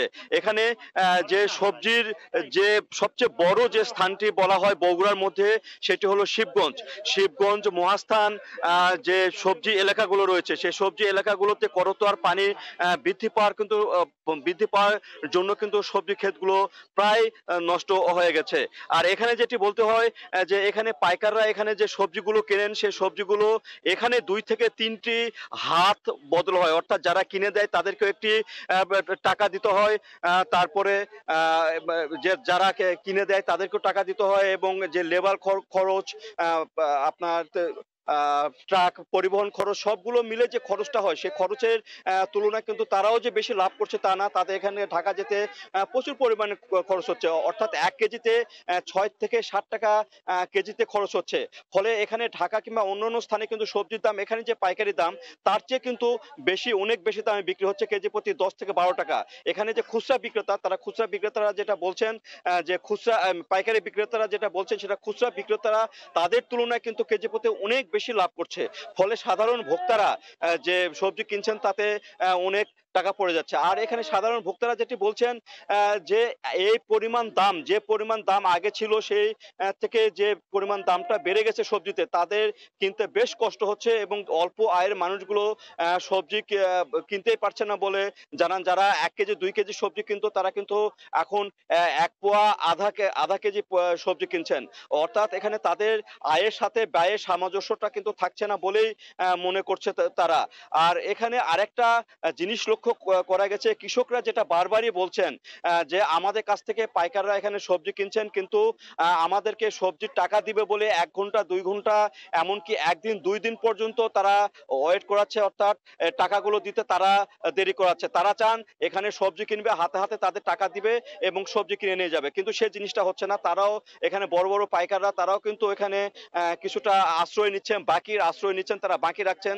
ফলে কৃষকরা যে তারা সহজেই যে টাকাগুলো পাওয়ার কথা সে টাকাগুলো পাচ্ছে না। এই দিক থেকে কৃষকরাও এখানে লসের সম্মুখীন হচ্ছেন এবং তারা হয়রানির শিকার হচ্ছেন বলে জানিয়েছেন। আর একটি যেটি বলতে হয় বাজার ব্যবস্থাপনার কথা, বাজার ব্যবস্থাপনা কিন্তু এই মহাস্থান যে সবজির সবচেয়ে বড় যে পাইকারি হাট, সেই পাইকারি হাটে কিন্তু বাজার ব্যবস্থাপনা যে ভালো কোনো ব্যবস্থাপনা সেটি নাই। এখানে কিন্তু টিউবওয়েল নাই, এখানে কিন্তু তাদের পয় নিষ্কাশনের জন্য বাথরুম কিংবা তাদের ল্যাট্রিন এই জিনিসগুলো কিন্তু করা হয়নি, অথচ এখানে 6 থেকে 7 কোটি টাকা এখানে বাজারে এখানে যে ডাক প্রতি বছরে যে ডাকটা হয়, অর্থাৎ ইজারা যে মূল্যটা হয় সে মূল্য কিন্তু 25 থেকে 30% কিন্তু এখানে বাজার উন্নয়নের জন্য খরচ করার কথা, কিন্তু সেই খরচের যে টাকাটা সেই টাকাটা যে কোথায় যায় এই জিনিসগুলো কিন্তু তারা বলতে পারেন না এবং তারা সবসময় অভিযোগ করেন যে আমরা এখানে বাজার নিয়ে আসি, আমরা প্রত্যেক কেজিতে যে 10-12 টাকা করে কিন্তু খাজনা দেয়, অর্থাৎ ইজারা মূল্য আমরা এখানে পরিশোধ করি, কিন্তু সেই ইজারা মূল্যর যে আমরা সামান্য সুবিধাটুকু পাবো সেই সুবিধাটুকু কিন্তু এখানে আমরা পাচ্ছি না, অর্থাৎ তারা বাজার ব্যবস্থাপনা এখানে যা হওয়ার কথা সেটা হচ্ছে না। আরেকটা বিষয় যেটা বলতে হয়, কৃষকরা যেটা বলছেন যাদের যে টোল সরকারি যে টোল নির্ধারণ করে দিয়েছে প্রত্যেকটা কেজি প্রতি, সেই টোলটা কিন্তু এখানে অনেক বেশি না হচ্ছে, অর্থাৎ 1 মণ পটলের যদি 10 টাকা টোল সরকারিভাবে হয় এখানে কিন্তু 20 থেকে 25 টাকা করে প্রত্যেক মণে টোল নেওয়া হচ্ছে এবং ক্রেতা বিক্রেতা উভয়ের কাছ থেকে কিন্তু ইজারা নেওয়া হচ্ছে। এতে কিন্তু একটা উন্নয়নের দিকে তারা যারা ইজারাদার তারা একটা অন্যায় কাজ করছেন বলে মনে করে, কিন্তু প্রশাসন এখানে নজরদারি করছে না। সব মিলিয়ে যেটা বলা হয়, বর্তমান যে বাজার পরিস্থিতি, সে বাজার পরিস্থিতিটা কিন্তু ঊর্ধ্বমুখী। আর এখানে যে ব্যবস্থাপনা, সে ব্যবস্থাপনা কিন্তু তেমন কিছু ভালো নাই। তো এই ছিল আমার কাছে বগুড়ার মহাস্থান হাট থেকে সবজি বাজারের সর্বশেষ। বগুড়ার মহাস্থান হাট থেকে শীতের সবজি বাজারের সবশেষ খবর জানাতে যুক্ত হয়েছিলেন রিপোর্টার মাজিদুর রহমান। করোনার থাবা আর অবকাঠামোগত সমস্যায় জর্জরিত বেনাপোল স্থলবন্দর।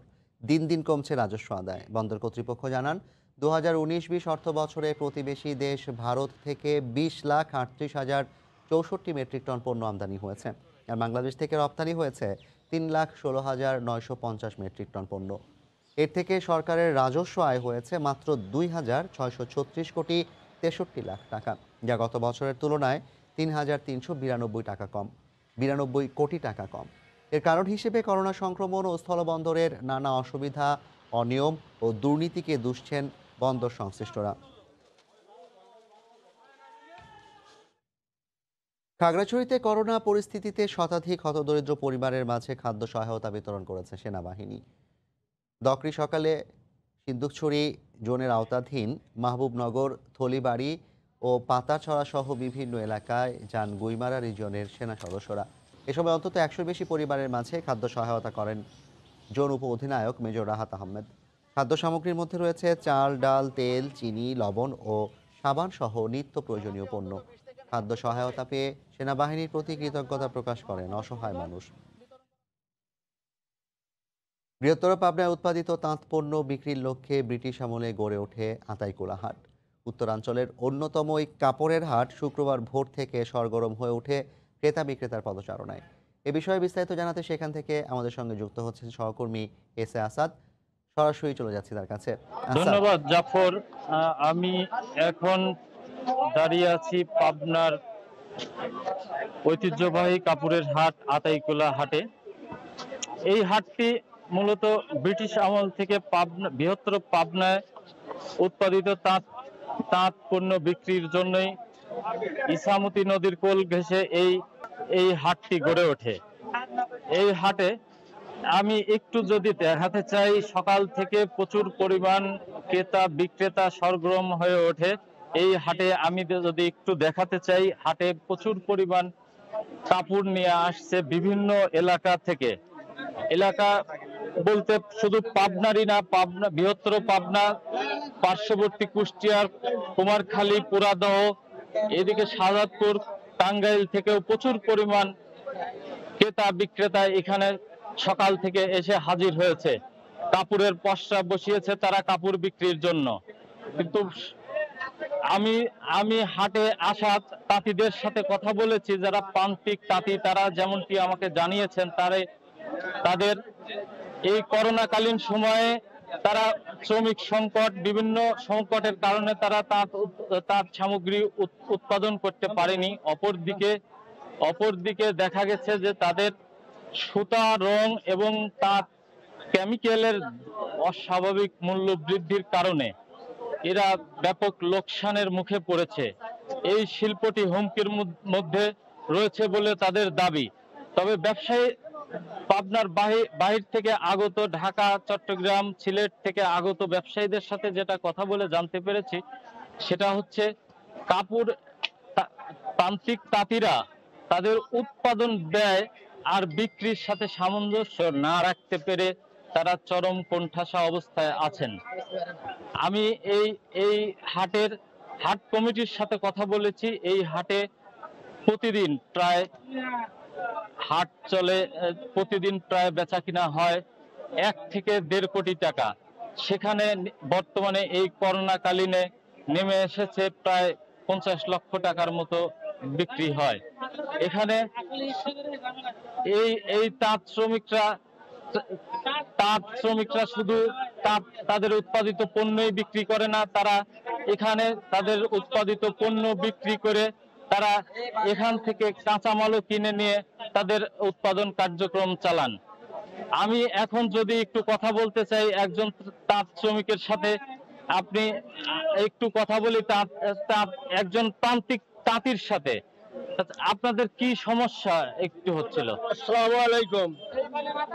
আমাদের যে সুচে কিনেছে বিদেশে কাপড় আপনারা সরকারের কাছে আবেদন করি, এই কাপড়টা যাতে বিদেশ যাইতে পারে। আমরা মরে গেলাম তাঁতি সম্বাদ, সবাই মরে গেলাম। একদিকে করোনা নিতে একবার শেষ হয়ে গেছি, আবার একেবারে বন্যার মতো ভাগিয়ে দেখেছি।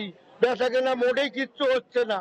সরকারের সুচের দাম একটু কমা দেন, আর আমাদের এই কাপড় যাতে বিদেশে লেনদেন করতে পারেন, এই জন্য আপনাদের কাছে বিশেষ আবেদন করি।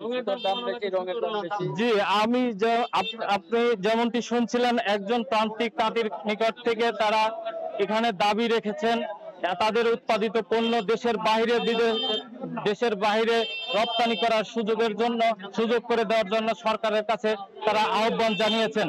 এই ছিল আমার কাছে আতাইকুলা হাট থেকে সর্বশেষ কাপড়ের হাটের তথ্য। পাবনার আতাইকুলা থেকে কাপড়ের হাটের তথ্য জানাতে আমাদের সঙ্গে যুক্ত হয়েছিলেন সহকর্মী এস এ আসাদ। এবার সাকিব আল হাসানের যুক্তরাষ্ট্রে ফিরে যাবার খবর। 1 মাসের অনুশীলন শেষে আবারও যুক্তরাষ্ট্রে নিজ পরিবারের কাছে ফিরে গেলেন সাবেক বিশ্বসেরা অলরাউন্ডার সাকিব আল হাসান। শ্রীলঙ্কার বিপক্ষে সিরিজ স্থগিত হওয়ায় আপাতত প্রায় 2 মাস সেখানে থাকবেন তিনি।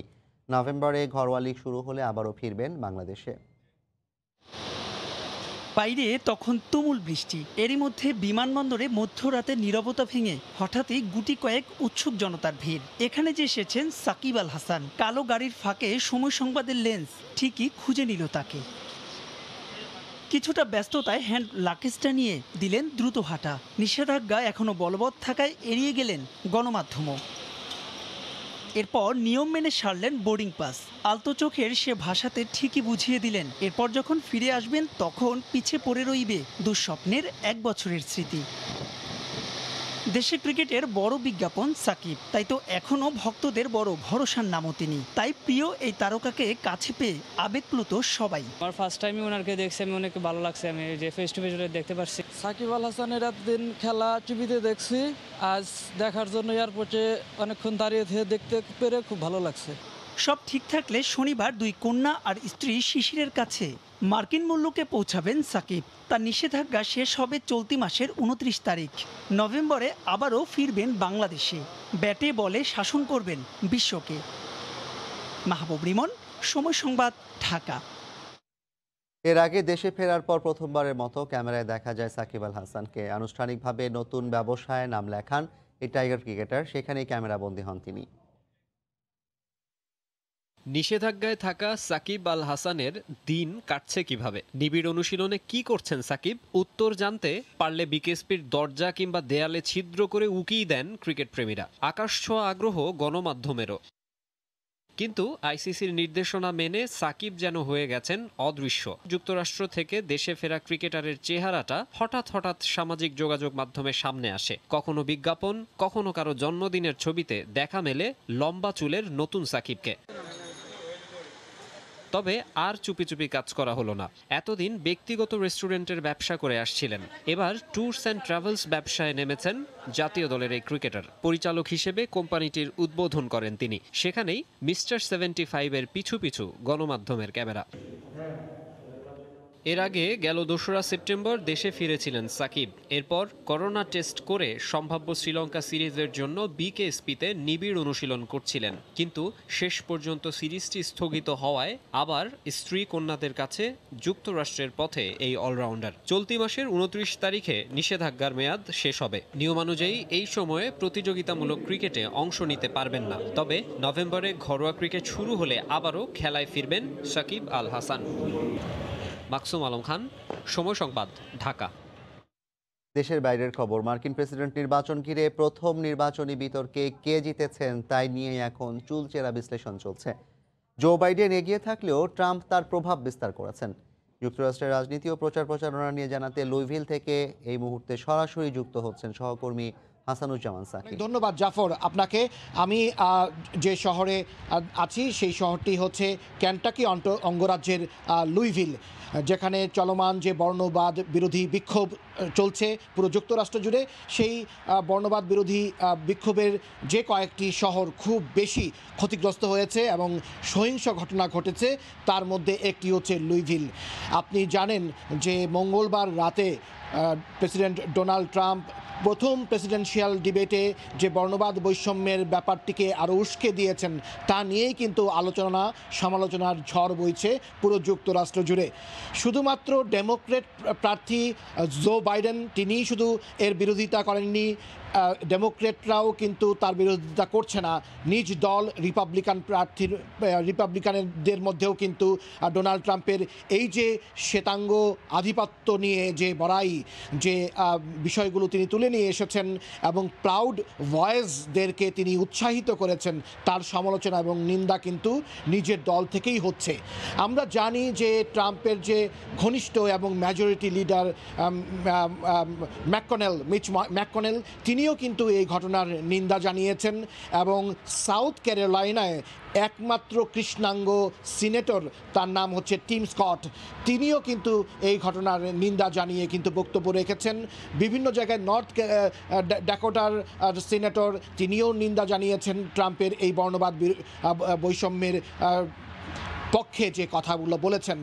আমরা জানি জাফর 2016 সালে প্রাউড ভয়েস প্রতিষ্ঠিত হয়। এই যে সুপ্রিম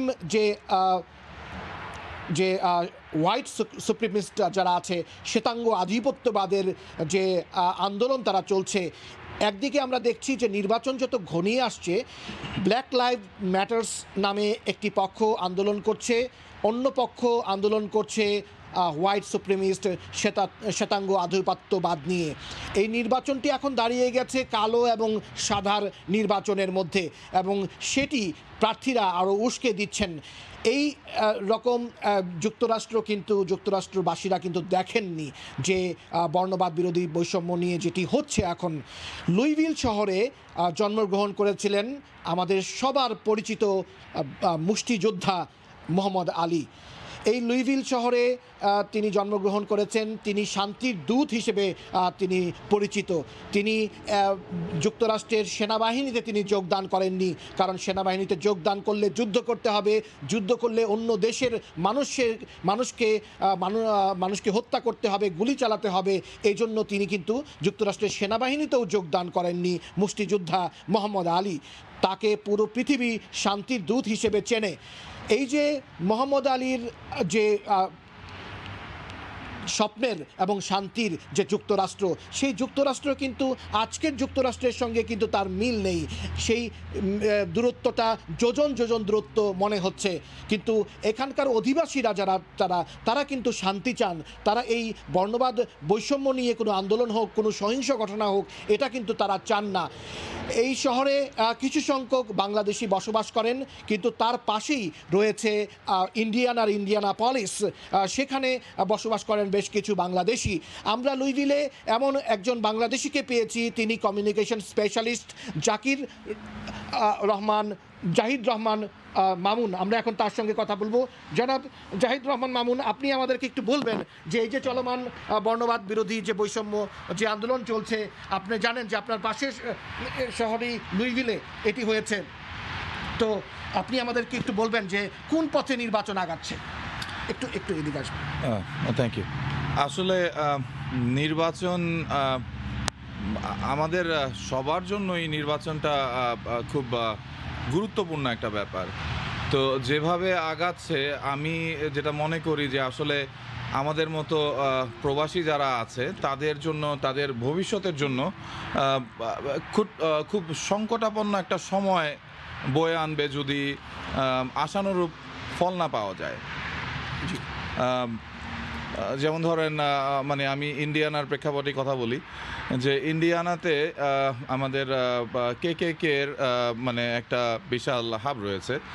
তো তারা মূলত সচরাচর তেমন একটা কোনো কর্মকাণ্ড না করলেও পথে ঘাটে বা সব জায়গায় দেখা যায় যে যদি ওই ধরনের লোকজনের সামনে কোনো ভিনদেশি বা অন্য দেশ থেকে যারা মাইগ্রেট করে এসেছে এই দেশে থাকছে তাদের জন্য সামান্য রকম মানে একটা সমস্যা তৈরি করে ফেলে, যেমন তাচ্ছিল্যের সঙ্গে কথা বলা, কোনো রেসপেক্ট থাকে না, কাজকর্মের বেলায় অসুবিধা হয়। তো এই সমস্যাগুলো যদি মানে আমাদের এই বর্তমান প্রেসিডেন্ট যদি তার পরবর্তী 4 বছর যদি সে আরও কন্টিনিউ করে তাহলে এগুলো আরও প্রকট হবে, এবং যার প্রভাব আমার মনে হয় যে আমাদের এই প্রজন্মে যারা মানে এখন বর্তমানে যারা বাস করছি এই দেশে, আমরা ছাড়া আমাদের ভবিষ্যৎ প্রজন্মের জন্য এটা খুবই একটা বিপদ তৈরি করবে। আপনাকে অসংখ্য ধন্যবাদ। জাফর, আপনি শুনছিলেন যে একটি বিপদ ডেকে আনবে।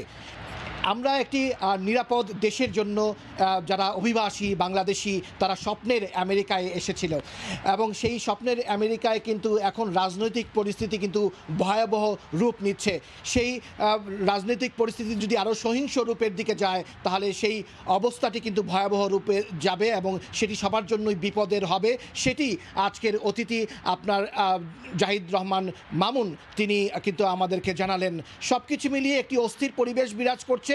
বিতর্ক নিয়ে একটি শেষ কথা বলতে চাই জাফর আপনাকে, সেটি হচ্ছে যে বিতর্কে আমরা যেটি দেখেছি যে কাদা ছোড়াছুড়ি প্রতিদ্বন্দ্বী দুই প্রার্থীর মধ্যে, সেটি যেন আগামী বিতর্ক আরও জানি যে প্রেসিডেন্ট প্রার্থীদের মধ্যে আরও 2টি বিতর্ক আছে এবং ভাইস প্রেসিডেন্ট পর্যায়ে একটি বিতর্ক আছে। তো সেই সব বিতর্কে যেন এই রকম কাদা ছোড়াছুড়ির ঘটনা না ঘটে, শৃঙ্খলা আনা যায়, সেই জন্য কিন্তু কমিশন অফ প্রেসিডেন্সিয়াল ডিবেট যে সিপিডি কমিটি আছে তারা কিন্তু সেখানে ব্যবস্থা গ্রহণ করছে। এই ছিল আমার কাছে সর্বশেষ। জাফর, যুক্তরাষ্ট্রের নির্বাচনী বিতর্ক এবং সেখানকার নির্বাচনী পরিস্থিতি নিয়ে মানুষজনের ভাবনার কথা জানাতে লুইভিল থেকে যুক্ত হয়েছিলেন সহকর্মী হাসানুজ্জামান সাকি। করোনার প্রকোপ বেড়ে যাওয়ায় ফ্রান্সে আবারও বিধিনিষেধ ও সতর্কতা জারি করা হয়েছে। লকডাউনের আশঙ্কা দেখা দেয় উদ্বিগ্ন ব্যবসায়ী সহ প্রবাসীরা। আরও একটি অর্থনৈতিক সংকট নিয়ে উদ্বিগ্ন তারা। প্যারিস থেকে মোহাম্মদ লুৎফুর রহমান বাবুর রিপোর্ট। ফ্রান্সে দ্বিতীয় দফায় করোনার প্রকোপ বেড়ে যাওয়ায় আবারও বেশ কিছু সতর্কতা আরোপ করা হয়েছে। দেশটির স্বাস্থ্যমন্ত্রী অলিভার বেরন সাপ্তাহিক প্রেস কনফারেন্সে এসব সতর্কতা আরোপ করেন। দেশটির 73টি ডিপার্টমেন্টে স্বাস্থ্যবিধির সতর্কতা ও 13টি ডিপার্টমেন্টে সর্বোচ্চ সতর্কতা আরোপ করা হয়েছে। সতর্কতা জারিকৃত এসব এলাকাগুলোতে বিয়ে সহ অন্যান্য অনুষ্ঠানীতিতে 30 জনের অধিক লোক একসাথে জনসমাগম না হওয়া সহ আরও বেশ কিছু বিধিনিষেধ আরোপ করা হয়েছে। স্বাস্থ্যমন্ত্রী আরও বলেছেন, বেশ কিছু শহরে প্রকোপ অনেকটা বেড়ে যাওয়ায় তারা বেশ উদ্বিগ্ন, তবে সাথে সাথে অনেক শহরে কিছুটা উন্নতি ঘটায় তারা সন্তুষ্টির কথাও জানিয়েছেন। স্বাস্থ্যমন্ত্রী প্যারিস আক্রান্ত অন্যান্য এলাকায় রাত 10টার মধ্যে বার বন্ধ করে দেওয়া এবং রেস্টুরেন্টগুলোতে স্বাস্থ্যবিধি মানা হচ্ছে কিনা সংশ্লিষ্ট দপ্তরগুলো সে বিষয়ে কড়া নজরদারি রাখবে এমন কথাও জানিয়েছেন। এদিকে মার্সাই প্যারিস আক্রান্ত অন্যান্য এলাকায় রাত 10টার মধ্যে বার বন্ধ করে দেওয়ার বিরুদ্ধে প্রতিবাদ জানিয়েছেন স্থানীয় ব্যবসায়ীরা। এদিকে নতুন করে নানা বিধিনিষেধ আরোপ করা উদ্বিগ্ন বাংলাদেশি ব্যবসায়ীদের পাশাপাশি স্থানীয় প্রবাসী বাংলাদেশিরাও। যে আবার সেকেন্ড টাইম লকডাউন হয়, সরকার কতটুকু সাহায্য করবেন, কতটুকু তাদের পাশে থাকবেন এবং নানাভাবে কীভাবে তাদের সঙ্গে থেকে এই অবস্থায় উত্তীর্ণ হতে পারেন, সেটা নিয়ে আজকে আমরা শঙ্কিত। এখন বর্তমানে আমরা যে পরিস্থিতি দেখতেছি, হয়তো আগামীতে আরও কিছু কঠিন বিধিনিষেধ আসতে পারে, যার ফলে আমাদের জনজীবন চলাফেরায় একটা বাধা বিঘ্ন হতে পারে। দ্বিতীয় দফায় আবারও ফ্রান্সে করোনার প্রকোপ বেড়ে যায়, বেশ কিছু বিধিনিষেধ আরোপ করা হয়েছে আক্রান্ত এলাকাগুলোতে। আর আক্রান্তের হার যেভাবে বাড়ছে তাতে করে ফ্রান্সে আবারও লকডাউনের সম্ভাবনা দেখা দিয়েছে। বাবু, সময় সংবাদ, প্যারিস। জার্মানির অর্থনীতির অন্যতম প্রধান খাত পর্যটন ব্যবসা। বাণিজ্যিক কারণে কিংবা সভ্যতা ও সংস্কৃতির টানে সারা বিশ্বের পর্যটকদের কাছে জার্মানির রয়েছে আলাদা কদর। তবে করোনার কারণে পর্যটন খাতে সংকট দেখছেন অর্থনীতিবিদরা। বার্লিন থেকে আরও জানাচ্ছেন বিটু বড়ুয়া। জার্মানি যে দেশটির প্রতি আগ্রহ সারা দুনিয়ার কোটি কোটি মানুষের, অর্থনৈতিক বিপ্লবে কিংবা ইতিহাস, ঐতিহ্যে বা শিক্ষাক্ষেত্রে দেশটির রয়েছে ব্যাপক সুনাম। তবে করোনার কারণে অন্যতম প্রধান আয়ের উৎসে ভাটা পড়ায় শঙ্কিত এই খাতে বিনিয়োগকারীরা। সংকটে কর্মহীন হয়েছেন প্রবাসী বাংলাদেশিরাও। পর্যটন শিল্পে একটা ধস দেখা দিছে এবং এই শিল্পের সাথে বিশাল জনগোষ্ঠী জড়িত। আমাদের বাংলাদেশে অনেক লোক জড়িত, তো তারাও অনেকেই জব হারিয়েছে, অনেক ব্যবসা হুমকির সম্মুখে। এই সার্বিক পরিস্থিতি যদি উন্নয়ন না ঘটে তাহলে এটা আমাদের সকলের জন্য কোনো সুখকর খবর বয়ে আনবে না। তবে দেশটিতে ভ্রমণে আসা পর্যটকরা মনে করেন বিশ্বে করোনা ব্যবস্থাপনার সবচেয়ে সফল দেশগুলোর একটি জার্মানি, তাই স্বাস্থ্যবিধি মেনে যে কেউ আসতে পারেন। আমি ব্যক্তিগতভাবে মনে করি পর্যটকদের জার্মানি বেড়ানো উচিত। দেশটি দিনে যেমন সুন্দর, মনোমুগ্ধকর রাতেও। তবে সবার আগে বার কিংবা রেস্টুরেন্টে করোনা স্বাস্থ্যবিধি মানলে কোনো রকম সমস্যা হবার কথা না। জার্মান সরকারের তথ্য মতে করোনার মহামারী শুরুর পর থেকেই এই খাতে ক্ষতি প্রায় কয়েক বিলিয়ন ইউরো। করোনার কারণে ইউরোপের অন্যান্য দেশের মতো জার্মানির পর্যটন খাত ব্যাপক ক্ষতির সম্মুখীন হয়েছে। আঙ্গেলা ম্যার্কেল সরকারের প্রণোদনা কিছুটা স্বস্তি দিলেও অব্যাহত সংক্রমণ কোনোভাবে যদি ঠেকানো না যায় তাহলে এই খাতে ভয়াবহ বিপর্যয়ের আশঙ্কা করছেন জার্মান অর্থনীতিবিদরা।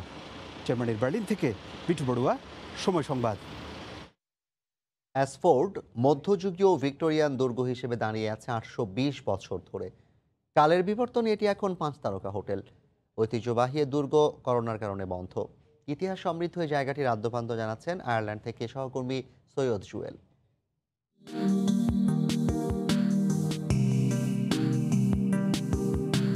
দ্বাদশ শতাব্দীতে অ্যাংলো নরম্যান ও ডি বার্গো পরিবার এই দুর্গ নির্মাণ করে। এর প্রায় 515 বছর পরে 1715 সালে অরানমোর ও ব্রাউন পরিবার পুরো অ্যাশফোর্ড এস্টেট প্রতিষ্ঠা করে। ঠিক তখন থেকেই পর্যটকদের কাছে আকর্ষণীয় ঐতিহাসিক এই স্থানটি। 26,000 একরের এস্টেটটিতে অবকাশ যাপনে এসেছিলেন সাবেক মার্কিন প্রেসিডেন্ট রোনাল্ড রিগান। এখানে এসে বিয়েও করেছেন অনেক নামি দামি তারকা।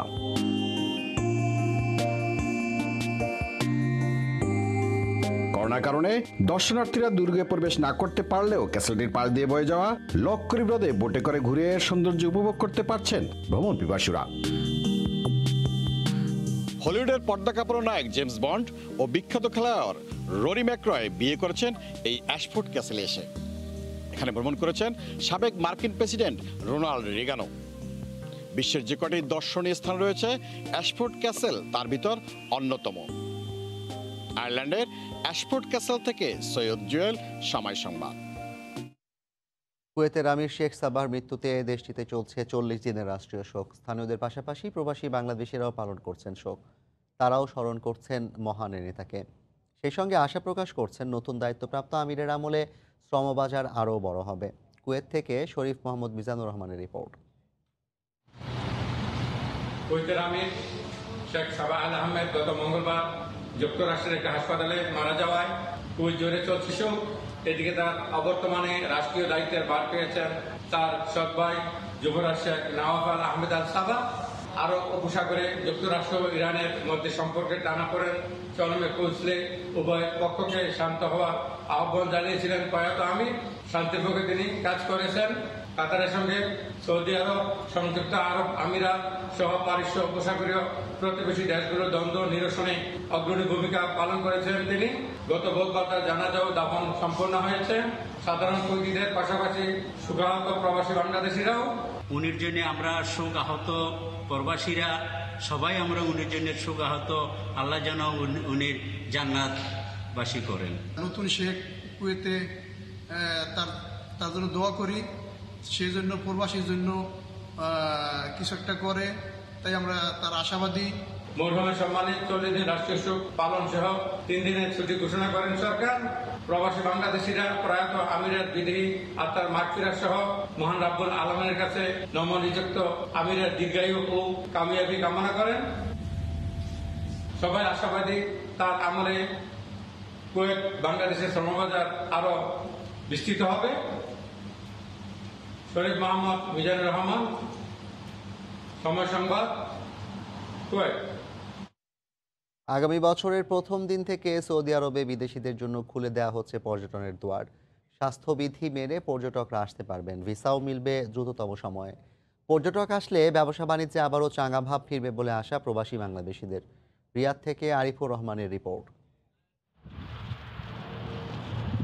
মহামারী করোনার যে প্রভাব, সেই প্রভাব কাটিয়ে মধ্যপ্রাচ্যের দেশ সৌদি আরব আবারও কিন্তু ঘুরে দাঁড়ানোর যে প্রত্যয় সেটি কিন্তু চালু করেছি। ইতিমধ্যেই আমরা সৌদি সরকারের পর্যটন কর্পোরেশন পর্যটন বিভাগ সেই বিভাগ থেকে একটি নির্দেশনা পেয়েছি, অর্থাৎ আগামী নতুন বছরের প্রথম দিন থেকে কিন্তু আবারও চালু হচ্ছে পর্যটন ভিসা এবং সকল যে 179টি দেশ আগে তালিকা ছিল তারা এই দেশে দ্রুততম সময়ের মধ্যেই কিন্তু ভিসা পেতেন। ঠিক আগের নিয়মে এখনো আবারও কিন্তু আগামী নতুন বছরের প্রথম দিন থেকেই যারা এই দেশটিতে ভ্রমণ পিপাসু হিসেবে আসতে চান তারা কিন্তু আবারও আসতে পারবেন আগের নিয়মে। আরেকটি বিষয়, এই পর্যটনের সাথে কিন্তু জড়িয়ে আছে এই দেশের অনেক ব্যবসা প্রতিষ্ঠান, অনেক ব্যবসা বাণিজ্য এবং প্রবাসীরা অনেকাংশে এই পর্যটকদের উপরে তাদের যে ব্যবসায়িক নির্ভরতা সেটি কিন্তু আছে।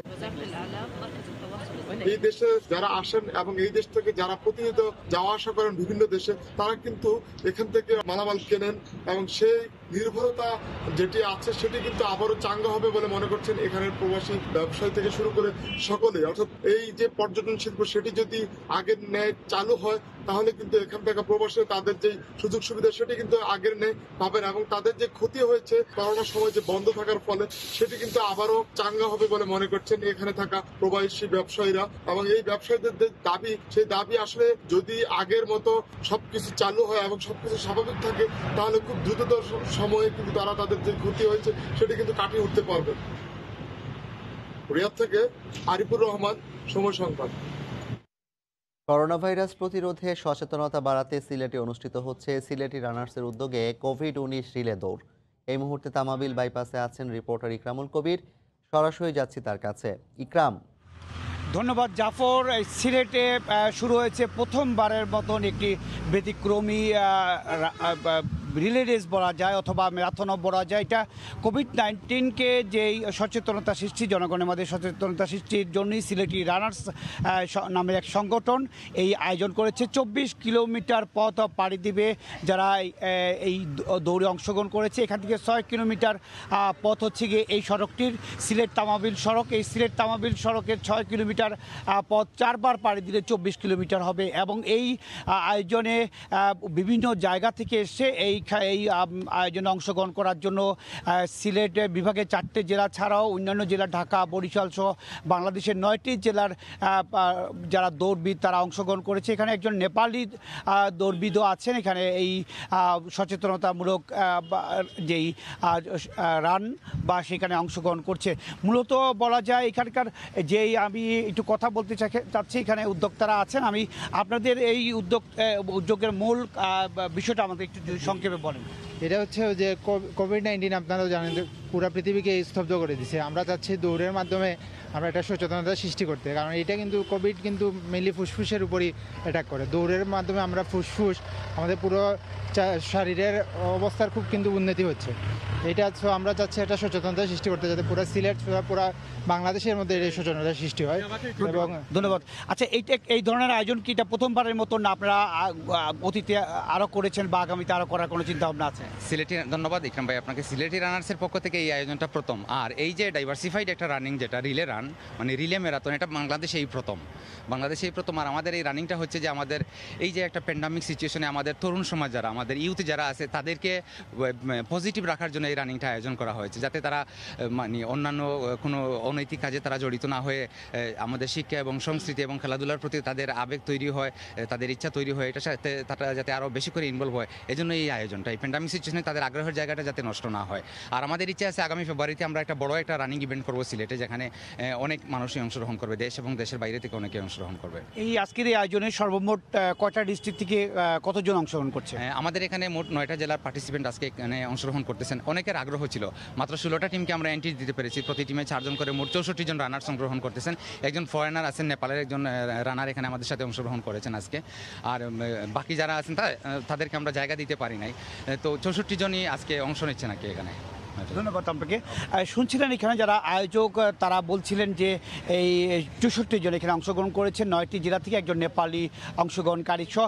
মূলত যেই একটু ব্যবস্থাটা বলে দিচ্ছি, এখানে 6 কিলোমিটার এই পথ, 6 কিলোমিটার পথ একটি গ্রুপ আসার পরে এখান থেকে আরেকটা গ্রুপ সেই 6 কিলোমিটার পথ পাড়ি দিবে। এইভাবে 4 বার পথ 24 কিলোমিটার পথ পাড়ি দেওয়ার পরেই নির্ধারণ হবে কে প্রথম, কে দ্বিতীয় এবং কে তৃতীয়।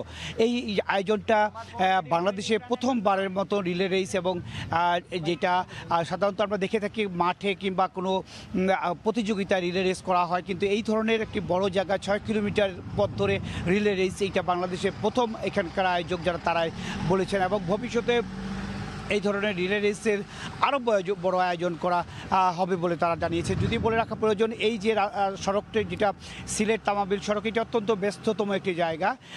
তামাবিল জাফলংয়ে যে সমস্ত ট্রাকগুলো বা বাসগুলো বাংলাদেশের বিভিন্ন জায়গা থেকে আসে, ঢাকা থেকে আসে, তারা এই সড়কটি ব্যবহার করে থাকে।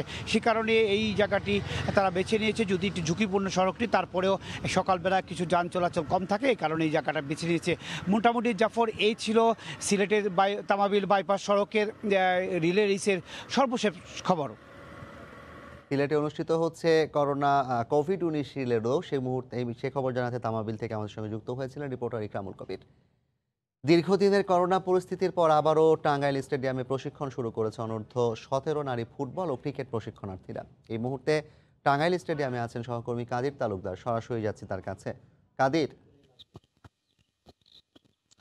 জাফর, দীর্ঘদিনের করোনা পরিস্থিতির পর এই যে আবারও মাঠে নামতে শুরু করেছে খেলোয়াড়রা, আমি এই মুহূর্তে দাঁড়িয়ে রয়েছি টাঙ্গাইল স্টেডিয়াম মাঠে। সেই স্টেডিয়ামে আপনি দেখতে পাচ্ছেন যে এই যে টাঙ্গাইলের যে নারী ফুটবল খেলোয়াড় রয়েছে, 17 অনূর্ধ্ব নারী ফুটবল দলের খেলোয়াড়রা কিন্তু এখানে অনুশীলন শুরু করেছে। দীর্ঘদিন যাবতই এরা অনুশীলন শুরু করেছে করোনা পরিস্থিতির ওভারকাম করে। আসলে এই যে আপনাকে একটি কথা জানিয়ে রাখি, সেটি হচ্ছে যে এই যে আমাদের টাঙ্গাইলের একজন নারী সংগঠক রয়েছেন, তাকে আসলে মুন্নিয়াপা বলে সবাই তাকে চিনে। সেই মুন্নিয়াপা বিভিন্ন উপজেলা থেকে এইসব হতদরিদ্র শ্রেণীর যে মেয়েরা রয়েছে, মেয়েদেরকে তারা সে সংগ্রহ করে এখানে যে ফুটবলের জন্য তারা আসলে এইখানে করে থাকে, প্র্যাকটিস করার কারণে আসলে তিনি এখানে পরিচিত মুন্নিয়াপা বলে। তো আমাদের একটি কথা জানিয়ে রাখি, সেটি হচ্ছে এই যে সম্প্রতি যে করোনা পরিস্থিতি, সেই করোনা পরিস্থিতির মধ্যে এইসব মেয়েরা কিন্তু অনুশীলন করতে পারেনি। সে অনুশীলন না করার কারণে আসলে তারা কিন্তু শারীরিকভাবে আনফিট হয়ে পড়েছিল। দীর্ঘ 6 মাস আনফিট থাকার পর আবারও ঘুরে দাঁড়াতে চেষ্টা করছে এইসব নারী ফুটবলাররা। আর এখানে কিন্তু টাঙ্গাইল স্টেডিয়ামের যে যারা অনুশীলন করছে, এদের মধ্যে কিন্তু অনেকেই ঢাকা ফার্স্ট ডিভিশনও খেলছে, অনেকেই বিকেএসপিতে খেলছে, অনেকেই কিন্তু ভালো ভালো অবস্থানে রয়েছে। কিন্তু মুন্নিয়াপা যে বিষয়টি আমাদেরকে জানিয়েছে, সেটি হচ্ছে যে এই যে টাঙ্গাইলের যে নারী ফুটবল টিম রয়েছে, ইতিমধ্যেই কিন্তু অনূর্ধ্ব 17 টিমে তারা জয়ী হয়েছে। কিন্তু এদের যে পারিবারিক যে ব্যাকগ্রাউন্ড, সেই ব্যাকগ্রাউন্ড কিন্তু আসলে তারা আর্থিকভাবে অসচ্ছল। সেই অসচ্ছলতার কারণে এবং বেশ কিছু আরও দুর্বলতা রয়েছে, সেই দুর্বলতার কারণে তারা কিন্তু আসলে ইচ্ছে থাকা সত্ত্বেও ভালো কিছু করতে পারছে না। মুন্নিয়াপা আমাদেরকে যে বিষয়টি জানিয়েছে, সেটি হচ্ছে যে এই যে টাঙ্গাইলের যে নারী ফুটবল টিম রয়েছে, সেই নারী ফুটবল টিমকে যদি আরও এগিয়ে নিয়ে যেতে হয়, তাহলে আসলে তাদেরকে এই আর্থিকভাবে যে সহযোগিতা এবং সামাজিক যে ব্যাধি, এই যে নারীদের প্রতি যে বৈষম্য, সেই বৈষম্য দূর করতে হবে। যদি বৈষম্য দূর করা যায় এবং তাদের যদি আর্থিকভাবে যদি সাহায্য সহযোগিতা করা যায়, তাহলে কিন্তু এই যে মেয়েরা কিন্তু আরও ভালো করতে পারবে। আমি তাদের সাথে কথা বলেছি, তিনি আমাদেরকে জানিয়েছে যে তিনি ইতিমধ্যেই এই নারীদের জন্য একটি বাসা নিয়েছে। সেই বাসায় তিনি তার নিজ খরচে এবং বিভিন্ন জায়গার থেকে আর্থিক সহযোগিতা তিনি পেয়ে থাকেন। সেই আর্থিক সহযোগিতার কারণে আসলে তিনি এই ধরনের এই প্র্যাকটিসগুলা করিয়ে থাকেন এবং বিভিন্ন সময়েই তিনি আসলে বিভিন্ন মানবাধিকার সংগঠন এবং বিভিন্ন সামাজিক সংগঠনের কাছ থেকে অনুমোদন নিয়ে থাকেন। সেই অনুমোদন নিয়েই আসলে এই মেয়েদেরকে চালিয়ে থাকেন। তবে তিনি আসলে যেভাবে আমাদেরকে বলেছেন যে তারা আসলে এই যে করোনা পরিস্থিতির মধ্যে এইসব মেয়েরা তারা কিন্তু এখানে ছিলেন না, ঢাকায় তারা যার বাড়িতে অবস্থান করছিলেন, যেই কারণে তারা আসলে পারিবারিক যে অসচ্ছলতা রয়েছে, সেই অসচ্ছলতার কারণে তারা কিন্তু এই যে শারীরিক ফিটনেসের যে অভাব রয়েছে এবং তিনি বলেছেন যে তাদের পুষ্টিহীনতা দেখা দিয়েছে। সেই পুষ্টিহীনতা ফেরত আনতে গেলে তাদের আসলে যে খাবার দাবারের প্রয়োজন, সেই খাবার দাবারের জন্য কিন্তু আর্থিক অনেক অর্থ প্রয়োজন, সেই অর্থ কিন্তু তিনি জোগাড় করতে পারছেন না। তিনি আমাদেরকে যে বিষয়টি জানিয়েছেন সেটি হচ্ছে যে এই যে তাদের যদি অর্থ সংকট না থাকে এবং সামাজিক যে সমস্যা, যে এই যে নারীদের প্রতি বৈষম্য, সামাজিক যে প্রবলেম, এই প্রবলেমগুলো যদি না থাকে তাহলে কিন্তু এই মেয়েরা অনেক বড় কিছু ভালো কিছু করতে পারবে এবং দেশের সুনাম রক্ষা করতে পারবে এবং বিদেশ থেকে তারা অনেক ভালো ভালো সুবিধা নিতে পারবে। তো আমি আপনাদেরকে আরেকটি বিষয় জানিয়ে রাখি, সেটি হচ্ছে যে এই যে টাঙ্গাইলের যে ফুটবল টিম রয়েছে, ফুটবল টিম এবং ক্রিকেট টিম রয়েছে, সেই ক্রিকেট টিমও কিন্তু ইতিমধ্যেই টাঙ্গাইল স্টেডিয়ামে এই করোনা পরিস্থিতির পর আবারও ঘুরে দাঁড়াতে শুরু করেছে। তবে তাদের বেশ কিছু সমস্যার সৃষ্টি হয়েছে, সেটি হচ্ছে যে অনেকেই বিদেশে খেলার সুযোগ পেয়েছিলেন এবং অনেকেই ঢাকায় খেলার সুযোগ পেয়েছিলেন, সেই সুযোগগুলো কিন্তু তাদের হাতছাড়া হয়ে গিয়েছে, যেই কারণে আসলে তারা কিন্তু এই যে শারীরিক আনফিট, সেই ফিটনেস ধরে রাখতে গেলে আরও বেশ কিছুদিন সময় লাগবে বলে আমাদেরকে জানিয়েছেন। সর্বোপরি মুন্নিয়াপার যে টিমটি রয়েছে, টিমটি টাঙ্গাইলের সবচেয়ে চ্যাম্পিয়ন টিম, সেই টিমটি ভালোভাবে যদি আমরা করতে পারি, পরিচালনা করতে পারি, তাহলে তারা দেশের এবং বিদেশ থেকেও তারা সুনাম অর্জন করতে পারবে বলে জানিয়েছেন। সেই ক্ষেত্রে তাদেরকে আর্থিক সহযোগিতা এবং বিভিন্ন মানুষের এবং বিভিন্ন প্রশাসনের আর্থিক সহযোগিতা করায় তিনি একমাত্র কাম্য মনে করছেন। তো এই ছিল আসলে আমার কাছ থেকে টাঙ্গাইল স্টেডিয়ামের নারী ফুটবল দলের বিস্তারিত। টাঙ্গাইল থেকে নারী ফুটবলারদের প্র্যাকটিসের খবর জানাতে আমাদের সঙ্গে যুক্ত হয়েছিলেন সহকর্মী কাদির তালুকদার। করোনা প্রকোপে টানা 6 মাস বন্ধের পর ফের খুলেছে নগর ফুসফুস রমনার দুয়ার। দীর্ঘ বিরতিতে মানুষ ও প্রকৃতির মাঝে কিছুটা বিচ্ছিন্নতা তৈরি হলেও পার্কটির প্রাণ প্রকৃতিতে লেগেছে অপরূপ সৌন্দর্যের ছটা। বহু প্রতীক্ষিত পার্কটি খোলায় স্বস্তি ফিরেছে ঘরবন্দি মানুষের জীবনে। রাশেদ বাপ্পির রিপোর্ট।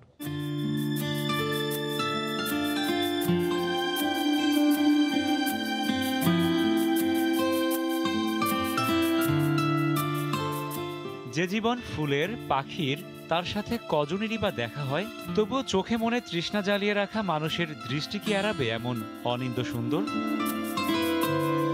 থমকে থাকা পৃথিবীতে আপন গতিতে বেড়ে উঠেছে স্নিগ্ধ সবুজ। তবে কেবল সবুজ নয়, প্রকৃতির অবারিত আনন্দযজ্ঞে কত রঙই তো আরো তীব্র হয়েছে। যে ফুল মাটিতে লুটাতে না লুটাতেই পিষ্ট হতো মানুষের পায়ে, আজ সে মাটিতে কেবল রানী আছে।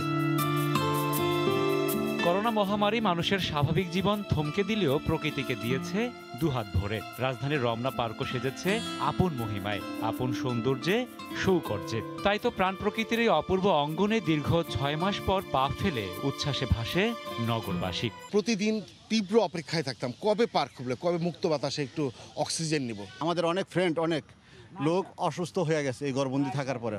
অনেক এমনও অবস্থা হয়ে গেছে যে ঘর থেকে বের হওয়ার পরে সে রাস্তায় বের হয়ে হাঁটতে পারে না। আমরা পার্কে আসতে পারতেছি, আমরা শারীরিক ব্যায়াম চর্চা করতে পারতেছি, এটা আমাদের খুব ভালো লাগতেছে।